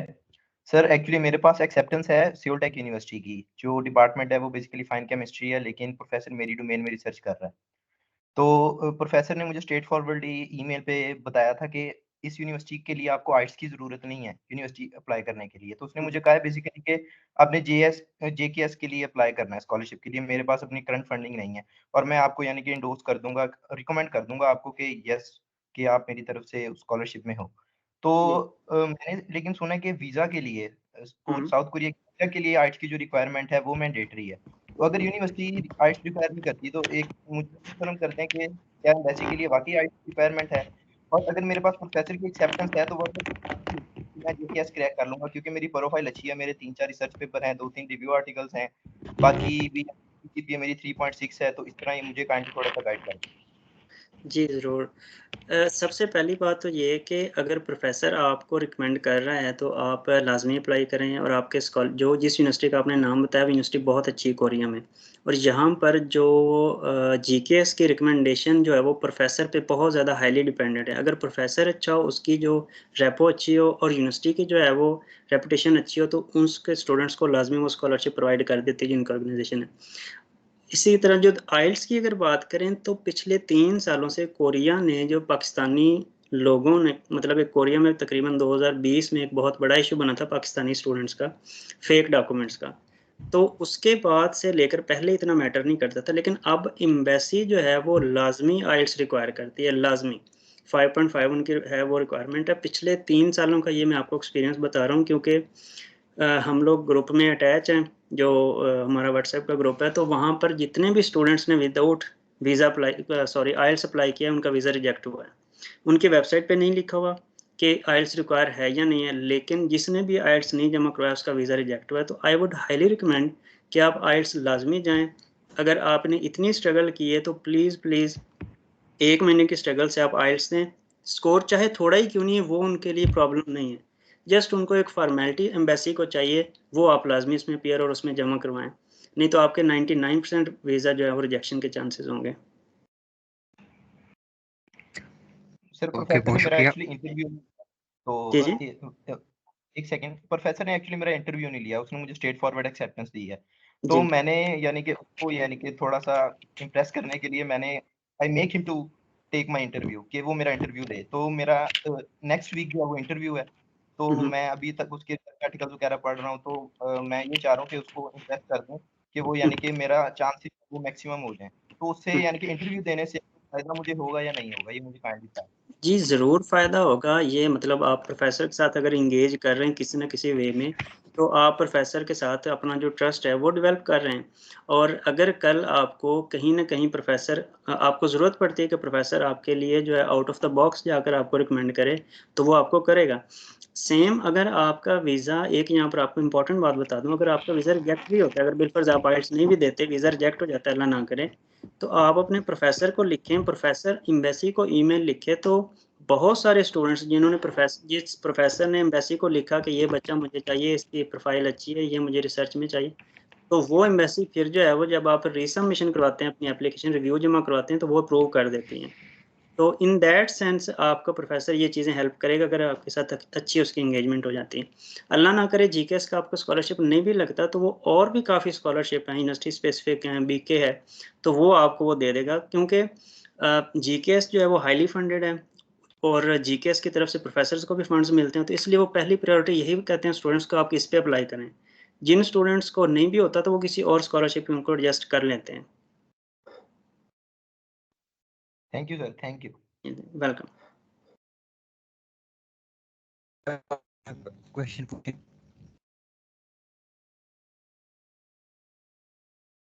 जी आवाज़ नहीं आ रही, जो भाई भी क्वेश्चन कर रहे हैं।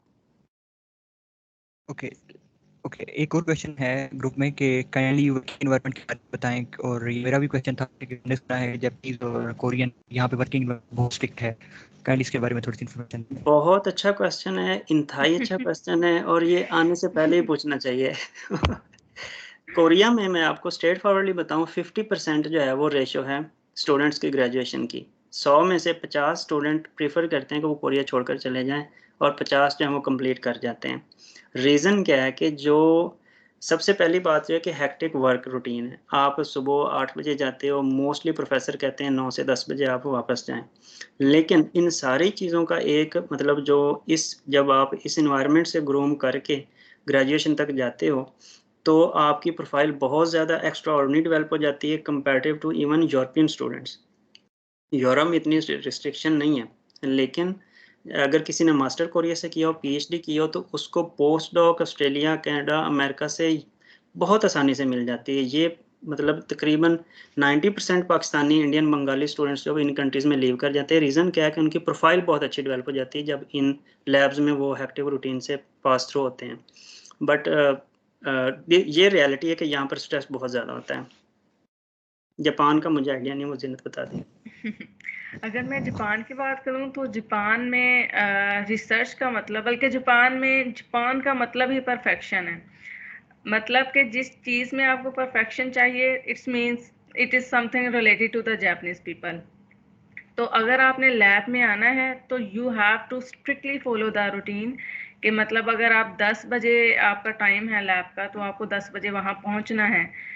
बाज़ का ये होता है कि प्रोफेसर के साथ मीटिंग है और आप 10:01 पे आ रहे हैं, तो प्रोफेसर लैब लीव कर देता है 1 मिनट पे, क्योंकि आप वहाँ पे मौजूद नहीं थे।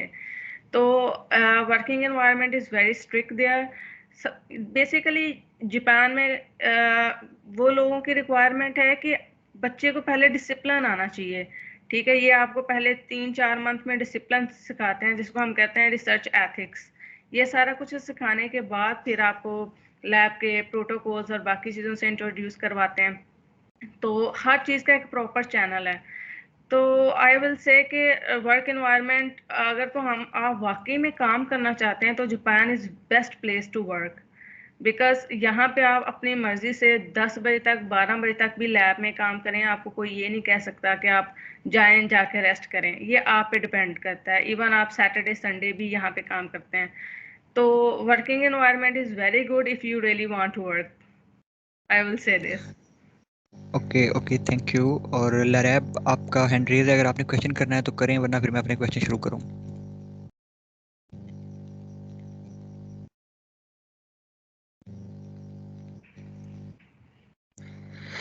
ओके लरैब, आपका माइक अब अनम्यूट है। जी अस्सलाम वालेकुम। वालेकुम। जी एक्चुअली मेरा क्वेश्चन दोनों से रिलेटेड ही था कि मेरा ना अब लास्ट सेमेस्टर स्टार्ट हो रहा है and I am hunting for the scholarships as well, जिसमें जीकेएस भी है और मैक्स भी है। तो the question was कि bachelor's की degree obviously भी complete नहीं है and the last semester is like about to start और इंशाल्लाह degree जो है वो जुलाई में end हो जानी है. तो व्हाट अबाउट लाइक आपने जो होप सर्टिफिकेट की बेस पे जैसे उन्होंने अपने दोनों में मेंशन किया है कि आप होप सर्टिफिकेट की बेसिस पे आप डिग्री लाइक आप अप्लाई कर सकते हैं. तो सर ये होप सर्टिफिकेट भी अटेस्ट करवाना होता है एंड ऑल कुछ इस तरह का भी है या फिर आपकी जो ट्रांसक्रिप्ट है वो अटेस्ट करानी होती है? अगर मैं कोरिया की बात करूं और जीकेएस की बात करूं तो आपको होप सर्टिफिकेट टेस्ट नहीं करवाना. अगर जो टेस्ट डॉक्यूमेंट्स आपको करवाने हैं वो जब आप उनकी जो वेबसाइट है ना कोरियन एम्बेसी इन पाकिस्तान वहाँ पर जब आप जाएंगे तो आपको लिस्ट भी मिल जाएगी. जो मेनली डॉक्यूमेंट्स हैं वो आपके एकेडमिक ट्रांसक्रिप्ट हैं, जैसे आपके डिग्रीज होगी दोनों या मतलब मास्टर बैचलर, अगर सिर्फ बैचलर तो सिर्फ एक डिग्री, प्रोविजनल सर्टिफिकेट है तो वो हो गया, इसी तरह जो डीएमसी है तो वो हो गया, इसी तरह अगर आपके फैमिली रजिस्ट्रेशन सर्टिफिकेट है अगर उन्होंने मांगा है तो वो भी आप टेस्ट करवाएंगे. ईपीसी है तो ये मुझे कंफर्म नहीं है, ये आप उनकी वेबसाइट से काइंडली कंफर्म कर लें. तो मीन टू से जो इंतहाई मेन डॉक्यूमेंट्स हैं किसी भी एप्लीकेंट के वो आप टेस्ट करवाते हैं, बाकी टेस्ट कराने की ज़रूरत नहीं है. होप सर्टिफिकेट आप नहीं करवाते हैं क्योंकि होप सर्टिफिकेट एचईसी भी नहीं अटेस्ट करता और मोफा भी नहीं अटेस्ट करता. अगर वो नहीं अटेस्ट करेंगे तो कोरियन एम्बेसी भी टेस्ट नहीं करेंगे. ठीक है. और सर अगर लाइक बैचलर्स तो चले फिर वो उस पे हो सकता है, तो इसके लिए फिर हमें जो हमारी सेकंड ईयर की है और मैट्रिक की है तो उसको अटेस्ट करवाना कंपलसरी है या फिर क्योंकि हमारी लास्ट डिग्री तो बैचलर्स है ना? बैचलर ही आप करवाएंगे. मास्टर जो मैट्रिक और एफएससी वो रिक्वायर भी नहीं करते और आप टेस्ट भी नहीं करवाएं. ठीक है. मतलब कि हाँ yes thank you carry on please. दूसरा मैं ऐड करते चलूँ कि बात का तो आपने ऑनलाइन एप्लीकेशन फिल करनी होती है. लाइक जैसे डॉक्टर साहब ने बताया कि यूनिवर्सिटी है वहाँ पे ऑनलाइन एप्लीकेशन जो है वो करना होता है आपने. इसी तरह नेक्स्ट में जब आप यूनिवर्सिटी रिकमेंडेड स्कॉलरशिप पे अप्लाई करते हैं तो आपने डायरेक्टली अपने डॉक्यूमेंट जो है वो पोर्टल पे अपलोड करने होते हैं. तो उस सेंस में अगर आप यूनिवर्सिटी रिकमेंडेशन की तरफ जा रहे हैं you don't need to like attest your documents, so you can do without this. और यहाँ पर एक और चीज़ मैं सबको कंफर्म कर दूं और बल्कि सजेस्ट भी कर दूं, जो बंदा भी कोरिया में इंटरेस्टेड है ना वो जीकेएस के साथ साथ जीकेएस में क्योंकि नंबर ऑफ स्कॉलरशिप्स बहुत लिमिटेड है, तो जो भी फ्रेशमैन है और जिनका अभी डिग्री ख़त्म होने वाली है तो उनके पास जो कि इतना ज़्यादा एक्सपीरियंस नहीं होता, नंबर ऑफ पब्लिकेशंस नहीं होती, तो इतना ज़्यादा वो जो है प्रोफाइल इतनी ज़्यादा अच्छी नहीं होती, तो काइंडली आप जीकेएस से जो अच्छे स्कॉलरशिप्स भी हैं कोरिया में, जैसे प्रोफेसर रिकमेंडेड का भी मैंने बताया वो बहुत अच्छा बजट है. इसके अलावा जो university of science and technology का बजट है वो सबसे ज़्यादा है, काइस्ट का बजट सबसे ज़्यादा है. इन दोनों स्कॉलरशिप पे लाजमी अप्लाई करें in addition to GKS scholarship. Okay, I have another question from Zenith. So actually I have you can say मैंने ना एक ही प्रोफेसर को अभी तक रीच आउट किया था, वसीदा आई थिंक सो नाम है, वसीदा यूनिवर्सिटी में. तो क्योंकि मैं सोशल साइंसेस की हूँ, मैं प्लांट साइंसेस की नहीं हूँ, तो मैंने उनको रीच आउट किया था. I think so Chinese new year की वजह से उन्होंने इंटरव्यू की कॉल दी थी मुझे. तो उन्होंने कहा था कि लेट फेब में, तो मैंने उनको रीच आउट किया वर्चुअल लाइक ऑल ईमेल लिख के सारा के आपने मुझे बोला था कि लाइक लेट हो तो मैं ये आपको अपनी स्काइप की आईडी दे रही हूँ एंड ऑल. तो अभी तक मुझे कोई रिप्लाई नहीं आया फ्रॉम हिम. तो आप क्या कहती हैं, लाइक मैं उनको दोबारा रीच आउट करती रहूँ या फिर अगर तो आप उनको एक रिमाइंडर दे दें. अगर रिमाइंडर के बाद भी आपको नहीं आता रिप्लाई तो I think you should move on, because आप सोशल साइंस की हैं तो यहाँ पे बहुत ज़्यादा स्कॉलरशिप्स हैं. मतलब बात ये होता है कि कुछ स्टूडेंट्स ऐसे होते हैं जिनकी सीजीपीए इतनी अच्छी नहीं होती और वो मैक्स पे सिलेक्ट नहीं होते, तो या किसी और स्कॉलरशिप पे सिलेक्ट नहीं होते, तो उस सेंस में आप मतलब फर्स्ट सेमेस्टर की फीस खुद पे करके यूनिवर्सिटी किसी और यूनिवर्सिटी में आ जाएं, मतलब ऑनलाइन अप्लाई करके यूनिवर्सिटी रिकमेंडेड पे. And then there are number of scholarship, literally number of scholarship जहाँ पे आप अप्लाई कर सकते हैं और आपको इजीली स्कॉलरशिप मिल सकता है. सो मैं कहूँगी कि जापान पाकिस्तानियों के लिए तो बहुत ही अच्छा है, because most of the Pakistani students are introverts, so Japan is very good for them. और इवन एक चीज़ मैं और ऐड कर दूं, जो जापान में आफ्टर जब आपका एडमिशन हो जाता है उसके बाद तकरीबन 250 स्कॉलरशिप्स हैं जापान में जो आप अवेल कर सकते हैं एडमिशन होने के बाद, और उसमें आपके 99.99% चांसेस होते हैं कि वो स्कॉलरशिप मिल जाएगा आपको, और उसकी Exactly. अमाउंट जो है वो मैक्स्ड से तकरीबन 30 to 40 इवन 50% ज़्यादा तक होती है। तो जापान में तो बहुत ज़्यादा अपॉर्चुनिटीज़ है अगर कोरिया के साथ कंपेयर करें तो। Thank you very much. Okay. Thank you. Okay, मेरे खिलाफ किसी और का तो क्वेश्चन नहीं है, तो मैं अपना क्वेश्चन पूछता हूँ। काइंडली आप दोनों अपनी थोड़ी सी प्रोफाइल हमारे साथ शेयर करें ताकि हम अपने आप को माप सकें कि हम कहाँ खड़े हैं। देखें अब्दुल्ला भाई, जो जब मैंने मास्टर कंप्लीट किया है तो मेरे पास जो थे वो तकरीबन 4 आर्टिकल्स थे पब्लिकेशंस जो कि इम्पैक्ट फैक्टर जर्नल में थे, 3.3 से अबव थे ऑलमोस्ट। तो इसी तरह जो है वो CGP मेरी जो बैचलर्स की थी वो 3.3 थी, मास्टर्स की जो थी वो 3.84 थी।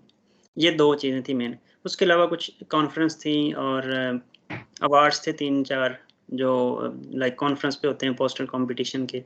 लेकिन ये सारी चीज़ों के बावजूद मैंने यहाँ पर ऐसे भी स्टूडेंट्स देखे हैं जिनकी CGPA बिलो 3 है और उनके पास कोई पब्लिकेशन नहीं है।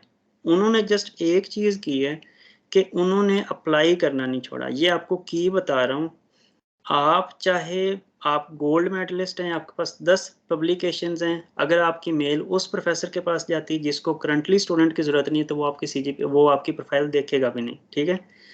अगर आपकी 3 से भी बिलो CGPA है और आपकी मेल उस प्रोफेसर के पास चली जाती है जिसको स्टूडेंट की ज़रूरत है, क्योंकि प्रोफेसर के पास टाइम नहीं होता, उनको 10 से 15 दिनों के अंदर अंदर जैसे ही उनका जो प्रोजेक्ट अप्रूव होता है उनको 10 से 15 दिनों के अंदर अंदर स्टूडेंट का जो है वो करना होता है, कंप्लीट प्रोसीजर करना होता है कि कौन सा स्टूडेंट मैं बुला रहा हूँ, ठीक है। तो इसलिए मेन चीज़ जो है वो अप्लाई करना है, ये जो प्रोफाइल नहीं है, ठीक है।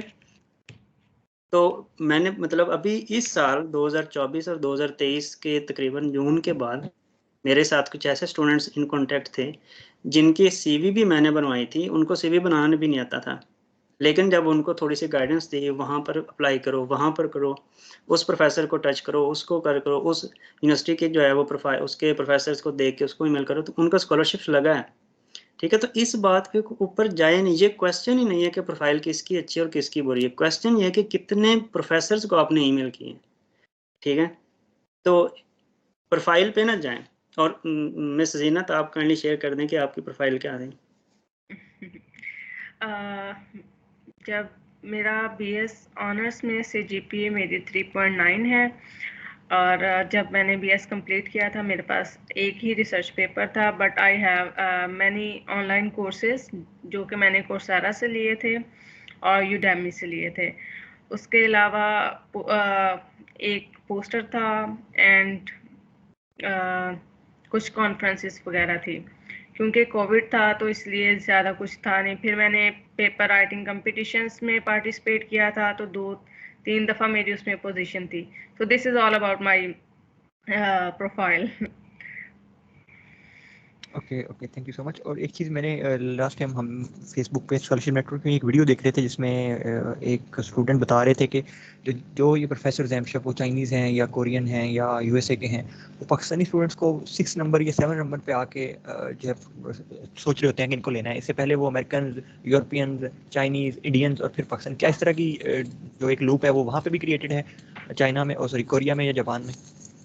जो अगर कोरिया की बात करें ना, कोरिया में भाई जो रिसर्च स्टूडेंट्स आते हैं ना, मीन टू से जो मास्टर्स और PhD के लिए जो यहाँ पर स्टूडेंट आता है वो मेनली इन्हीं 3 कंट्री से आता है, बांग्लादेश, पाकिस्तान और इंडिया, जो मेजॉरिटी है, ठीक है। अब उसमें यूरोप से तो इधर आते नहीं है, यूरोप वाले स्टूडेंट्स जो है वो प्रेफर करते हैं अपने कंट्रीज़ को या अपने से अबव कंट्रीज़ को, लाइक अगर USA की बात करें मेनली USA, ऑस्ट्रेलिया वगैरह कंट्रीज़ को। तो ऐसा नहीं है, ये डिपेंड करता है, लैब टू लैब भी वेरी करता है। जहाँ पर किसी डिपार्टमेंट में कोई पिछला पाकिस्तानी स्टूडेंट वर्क करके गया है, वो बहुत अच्छा वर्क करके गया है, तो वहाँ पर पाकिस्तान का इमेज अच्छा हो जाता है। किसी लैब में अगर कोई पाकिस्तानी अच्छा काम करके नहीं गया, उनको चीट करके गया है या उनके प्रोजेक्ट की फंडिंग यूज़ करके दरमियान में कहीं से और अपॉर्चुनिटी मिल गई, उनको विदाउट नोटिस चला गया है, तो वहाँ पर इमेज थोड़ा सा बुरा हो जाएगा, ठीक है। तो ये कंट्री लेवल पे इमेज नहीं है, ये या तो डिपार्टमेंट लेवल पे इमेज है या फिर लैब लेवल पे इमेज है। तो ऐसा बिल्कुल भी नहीं है।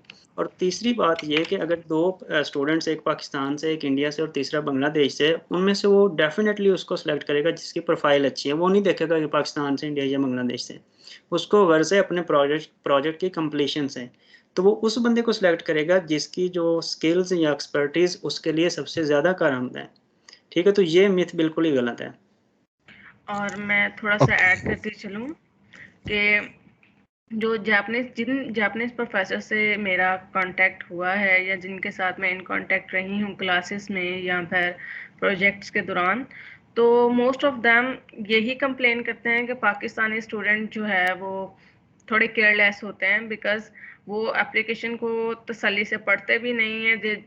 They just do the emails very randomly, like उनको आइडिया भी नहीं होता कि हम क्या लिख रहे हैं। और पिछले ही दिनों में कुछ एक प्रोफेसर ने फेसबुक पे शेयर, ट्विटर पे इनफैक्ट शेयर किया हुआ था, एक पाकिस्तानी स्टूडेंट की ईमेल थी जो कि सारी चैट जीपीटी से लिखवाई हुई थी। सो पाकिस्तानी स्टूडेंट्स को थोड़ा केयर करना चाहिए इसके बारे में, क्योंकि ये इमेज को ख़राब कर रहा है। एंड सेकेंड थिंग इज के यहाँ पे तकरीबन 70% जो अब प्रोफेसर हैं वो यही एक्सपेक्ट करते हैं स्टूडेंट से कि हम पाकिस्तानी स्टूडेंट से ख़ास तौर पे कि हम उनको फंडिंग नहीं प्रोवाइड करेंगे, वो एम्बेसी से सिलेक्ट होकर आएँ या कोई स्कॉलरशिप विन करके आएँ, then we will support them. So in this case के आप जो है वो डायरेक्टली यूनिवर्सिटी में अप्लाई करें, और ऑनलाइन पोर्टल पे अप्लाई करने के बाद जब आपकी प्री सिलेक्शन हो जाए उसके बाद प्रोफेसर को मेल करें and so on. So this vary from university to university. So this is the suggestion from my side. Okay okay okay, thank you so much. और सेकंड क्वेश्चन मेरा जीनत आपसे ये था कि आपने मास्टर्स तो यहाँ से कर लिया था, तो देन अगर आपने एम्बेसी में अप्लाई करना ही था तो फिर आप पीएचडी के लिए अप्लाई करते हैं, सेकंड मास्टर क्यों?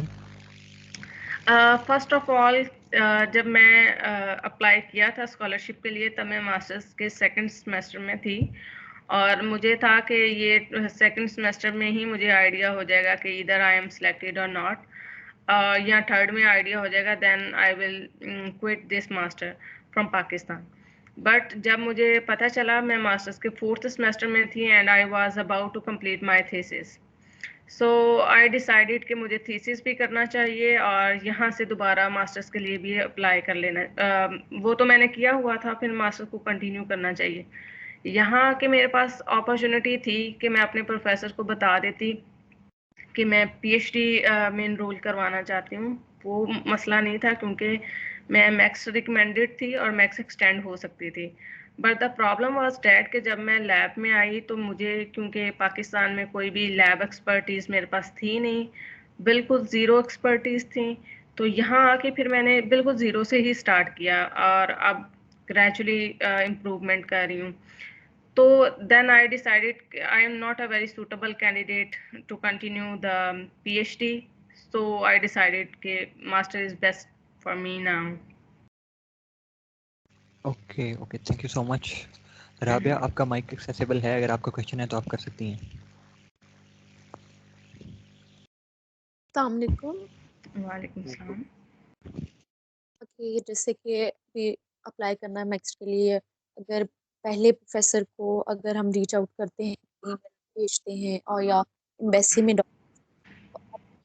काइंडली आइडियल टाइम बता देंगे कि मैं किस वक्त एम्बेसी में अपने डॉक्यूमेंट्स भेजूं, इस मंथ में, या फिर मैं उनको प्रोफेसर मंथ में ईमेल्स करूं ताकि वो उस टाइम के अकॉर्डिंग मैं अप्लाई कर सकूं।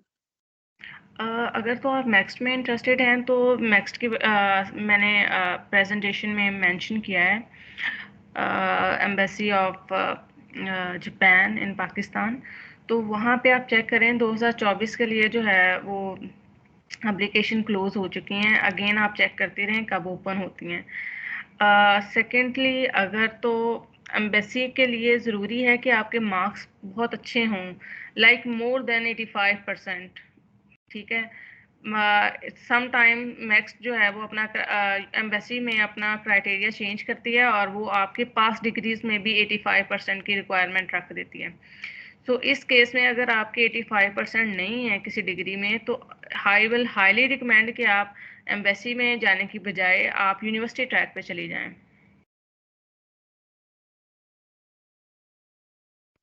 ओके, मींस कि यूनिवर्सिटी ट्रैक में 85% वाली सिचुएशन नहीं है।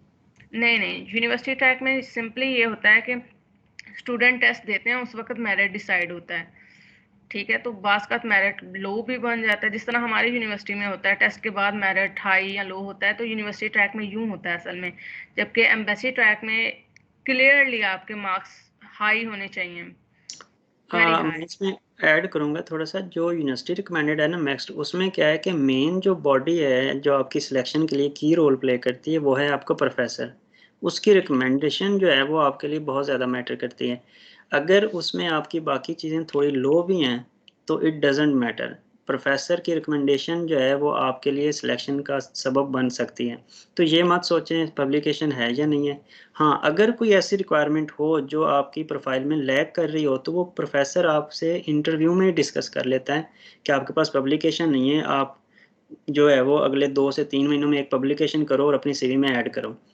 तो वो चीज़ें आपको प्रोफेसर उसी टाइम पॉइंट पे बता देता है। तो ये मत सोचें कि क्या चीज़ है क्या नहीं है, जस्ट यूनिवर्सिटी रिकमेंडेशन के लिए लाजमी अप्लाई करें। एम्बेसी वही करे जिस बंदे ने बिल्कुल भी टाइम नहीं देना एप्लीकेशन को और जिसकी प्रोफाइल बहुत अच्छी है, वो कहता है कि मैं इधर से अप्लाई करूँ, इधर से मेरी सिलेक्शन हो जाए, तो वही बंदा अप्लाई करे in my point of view.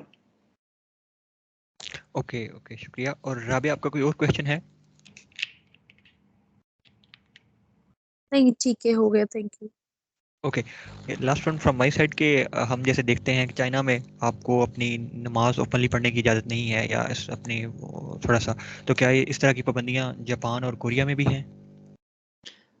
Korea में बिल्कुल भी नहीं है। मैं बिल्कुल भी जो नमाज अपनी लैब में पढ़ता हूँ और सबके सामने पढ़ता हूँ, ऐसा कुछ भी नहीं है। ये जो 2 कंट्रीज़ हैं कोरिया और जापान, पूरी दुनिया में से ये इस पर्सपेक्टिव में जो एक रिलीजियस जो फ्रीडम है वो सबसे आगे हैं, टॉप रैंक में, ठीक है। ये इन लोगों को 0% कंसर्न है आप क्या कर रहे हो, क्या नहीं कर रहे हो। ये देख के, चाहे आपकी दाढ़ी है, चाहे आप वो बीइंग अ गर्ल आप हिजाब करते हो, कुछ भी करते हो, ये नाक नहीं चढ़ाएँगे, ठीक। इनको इस चीज़ से कोई गर्ज़ ही नहीं है। जबकि आप वेस्टर्न वर्ल्ड में चले जाएँ तो ये फैक्टर्स बहुत ज़्यादा काउंट करते हैं। नमाज़ आप पढ़ें, जो करें, हर यूनिवर्सिटी में एक रूम इन्होंने दिया हुआ है इंटरनेशनल स्टूडेंट्स को, जिसमें आप नमाज़ पढ़ सकते हैं। इसी तरह कहीं पर तो हर डिपार्टमेंट में रूम भी दिया हुआ है। तो ये यहाँ पर प्रॉब्लम बिल्कुल भी नहीं है। आप फ्रीली अपना जो भी प्रैक्टिस करना चाहे कर सकते हैं। Yeah, Japan is very safe in this perspective.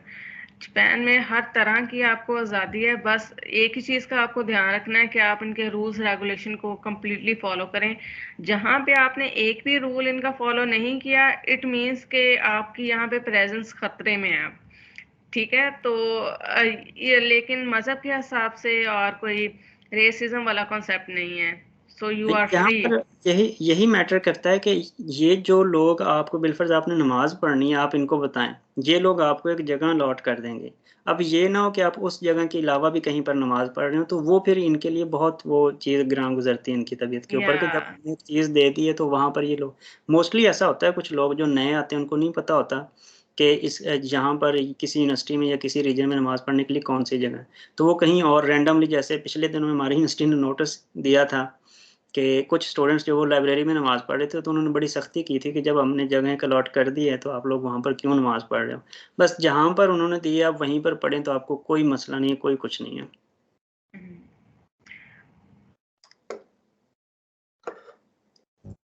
और सर क्या मैं लास्टली जी जी जी कैरी ऑन। लास्टली मैं ये कहना चाहूँगी कि जो लोग जापान में इंटरेस्टेड हैं तो वो रैंडमली चीज़ों को अनटारगेटेड ना चलें, बल्कि चीज़ों को प्लान करके चलें। और सबसे इम्पॉर्टेंट, जापान में लैंग्वेज बैरियर बहुत ज़्यादा है, so you have to be prepared for the language as well. क्योंकि जब मैं इधर आई थी तो मुझे सभी लोग यही कहते थे all is well, all is well, तो सारा कुछ ठीक है, language is also like you can speak in English, but I will suggest ke language is the main barrier in Japan, so you have to be prepared for the Japanese language, at least like very basic things.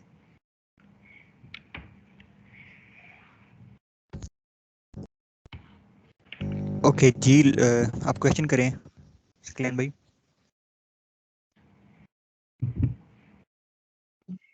अस्सलाम वालेकुम राहुल भाई, thank you very much और ma'am Zeenat आपका भी एक बड़ा ही comprehensive सा आज एक लेक्चर हुआ है आप लोगों का। और टू बी ऑनेस्ट बहुत मज़ा आया कि सारी चीज़ें जो है बहुत अच्छे तरीके से आप लोगों ने जो है वो एक्सप्लेन की हैं। मेरा आप दोनों से एक क्वेश्चन है, जैसे कि PhD is a full time job, तो उसके कुछ प्रोज एंड कॉन्स होते हैं, लाइक आपकी मेंटल हेल्थ है, उसके बाद आपका फाइनेंशियल स्टेटस है।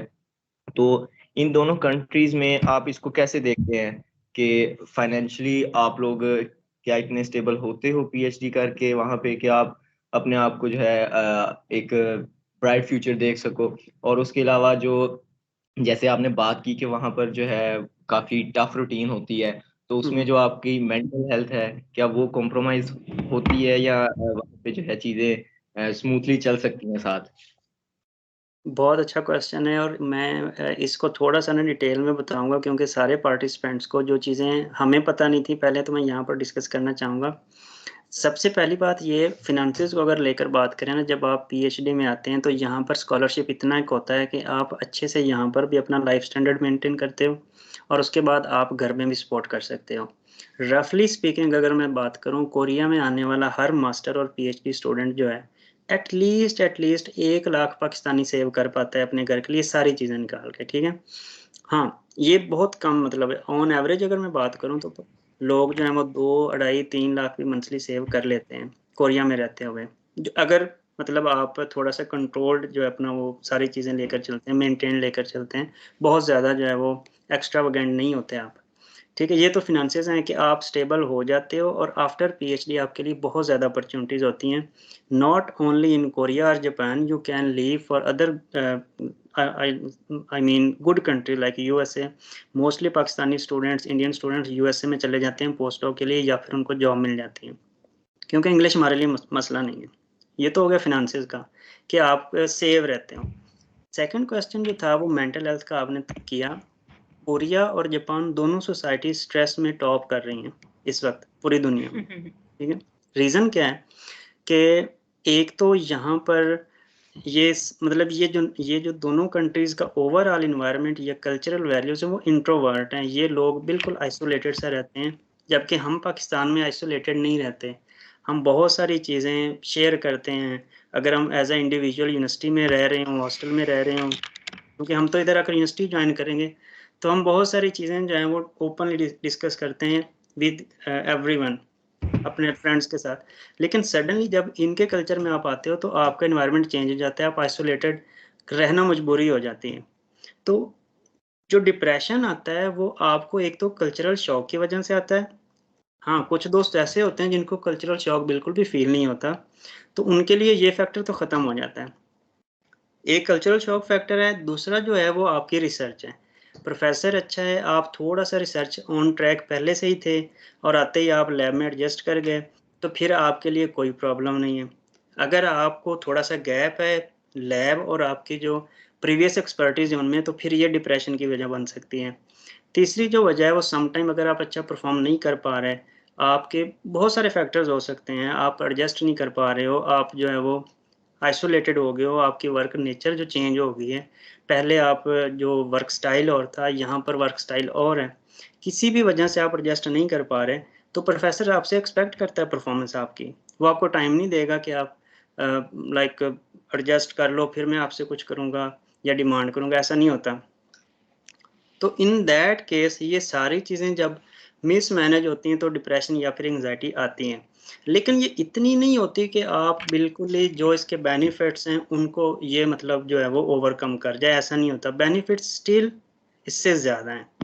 और ऑन टॉप ऑफ दैट ये जितनी भी चीज़ें होती हैं ये आपकी पर्सनल ग्रोथ की होती हैं, ये आपको ऑर्गेनाइज़ कर रही होती हैं, ये आपको लाइक रिसर्चर बना रही होती हैं, ये आपको इंसान बना रही होती हैं। तो ये सारी चीज़ें जो है वो इनका भी अगर ऑन द अदर हैंड देखें तो ये आपके बेनिफिट के लिए जाती हैं। तो आई वुड हाईली रिकमेंड कि जो आजकल पाकिस्तान के हालात हैं, आप पीएचडी के लिए अप्लाई करें, मास्टर्स के लिए अप्लाई करें और एक सर्टेन पॉइंट पे आप कहेंगे कि आपने अच्छा डिसीजन लिया था। अगर मैं इसके हवाले से बात करूं तो मैं ये कहूँगी कि जब आप स्कॉलरशिप के लिए अप्लाई करते हैं तो सबसे इम्पॉर्टेंट चीज़ ये होती है कि आपको मेंटली प्रिपेयर्ड होना होता है। जो कि हम नहीं होते। हम जस्ट अपने डॉक्यूमेंट्स ड्रॉप कर देते हैं, प्रोफेसर से कांटेक्ट कर लेते हैं और खुद प्रिपेयर ही नहीं होते। तो उस सेंस में क्योंकि हम खुद तैयार नहीं होते, हमने मतलब अगर हम किसी लैब में जाना चाह रहे हैं तो वहाँ पे जो टेक्निक्स ऑलरेडी अप्लाई की जा रही हैं, तो हम पाकिस्तान से, ये कितना अच्छा है कि हम पाकिस्तान से थोड़ा बहुत सीख के जाएं, लेकिन हम सीख के नहीं जाते, अनटारगेटेड वहाँ जाते हैं, फिर हमें थोड़ा सा स्ट्रेस होता है उस केस में।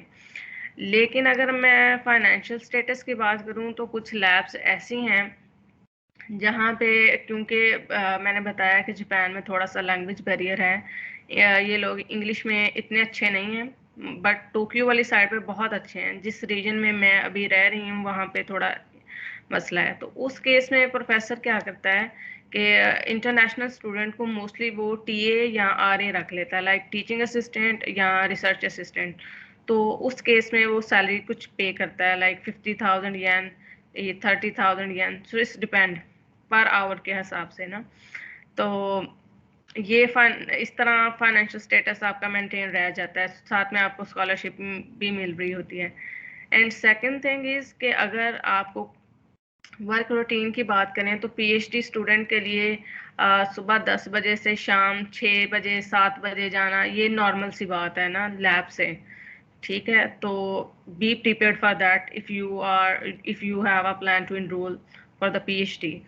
एंड अगर इस सारे सिनेरियो में आपको डिप्रेशन का एहसास होता है या कुछ इस तरह का, तो जापान में बहुत ज़्यादा काउंसलिंग इंस्टीट्यूट हैं, बिकॉज जापान में सुसाइडल रेशो बहुत हाई है। तो इस सेंस में उन्होंने स्टूडेंट्स के स्पेशली काउंसलिंग के लिए या फ्रेंडशिप के लिए बहुत सारे ग्रुप्स बना रखे हैं, और मतलब इंटरनेशनल स्टूडेंट को सपोर्ट दी जाती है हर तरह से। अगर वो फाइनेंसिस में कमज़ोर है तो उसको लोन दिया जाता है, ठीक है, लाइक इस तरह बहुत सारी चीज़ें हैं।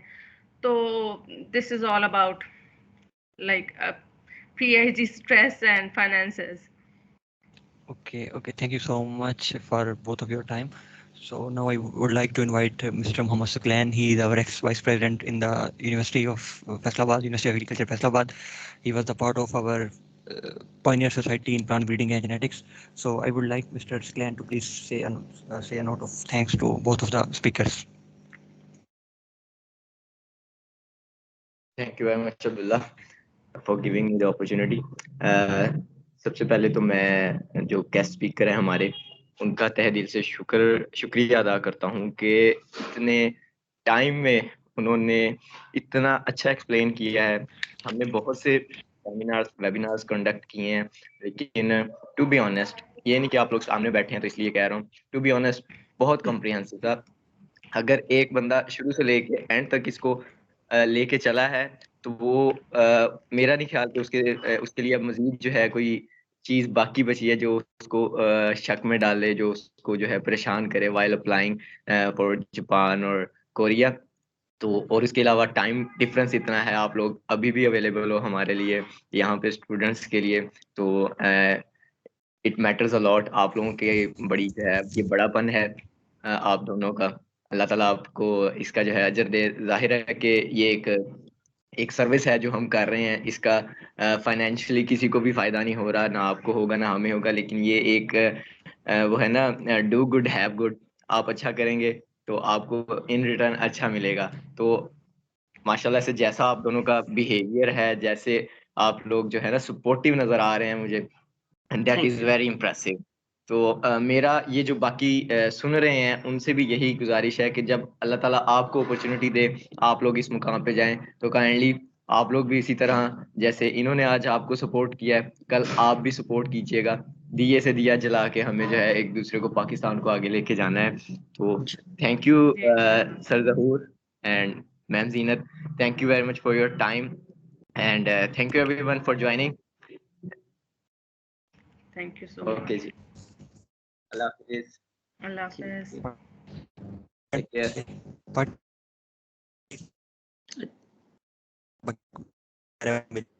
thank you so much. Jay, thank you so much. Thank you, Abdullah bhai. Thank you so much. Best wishes for all of you.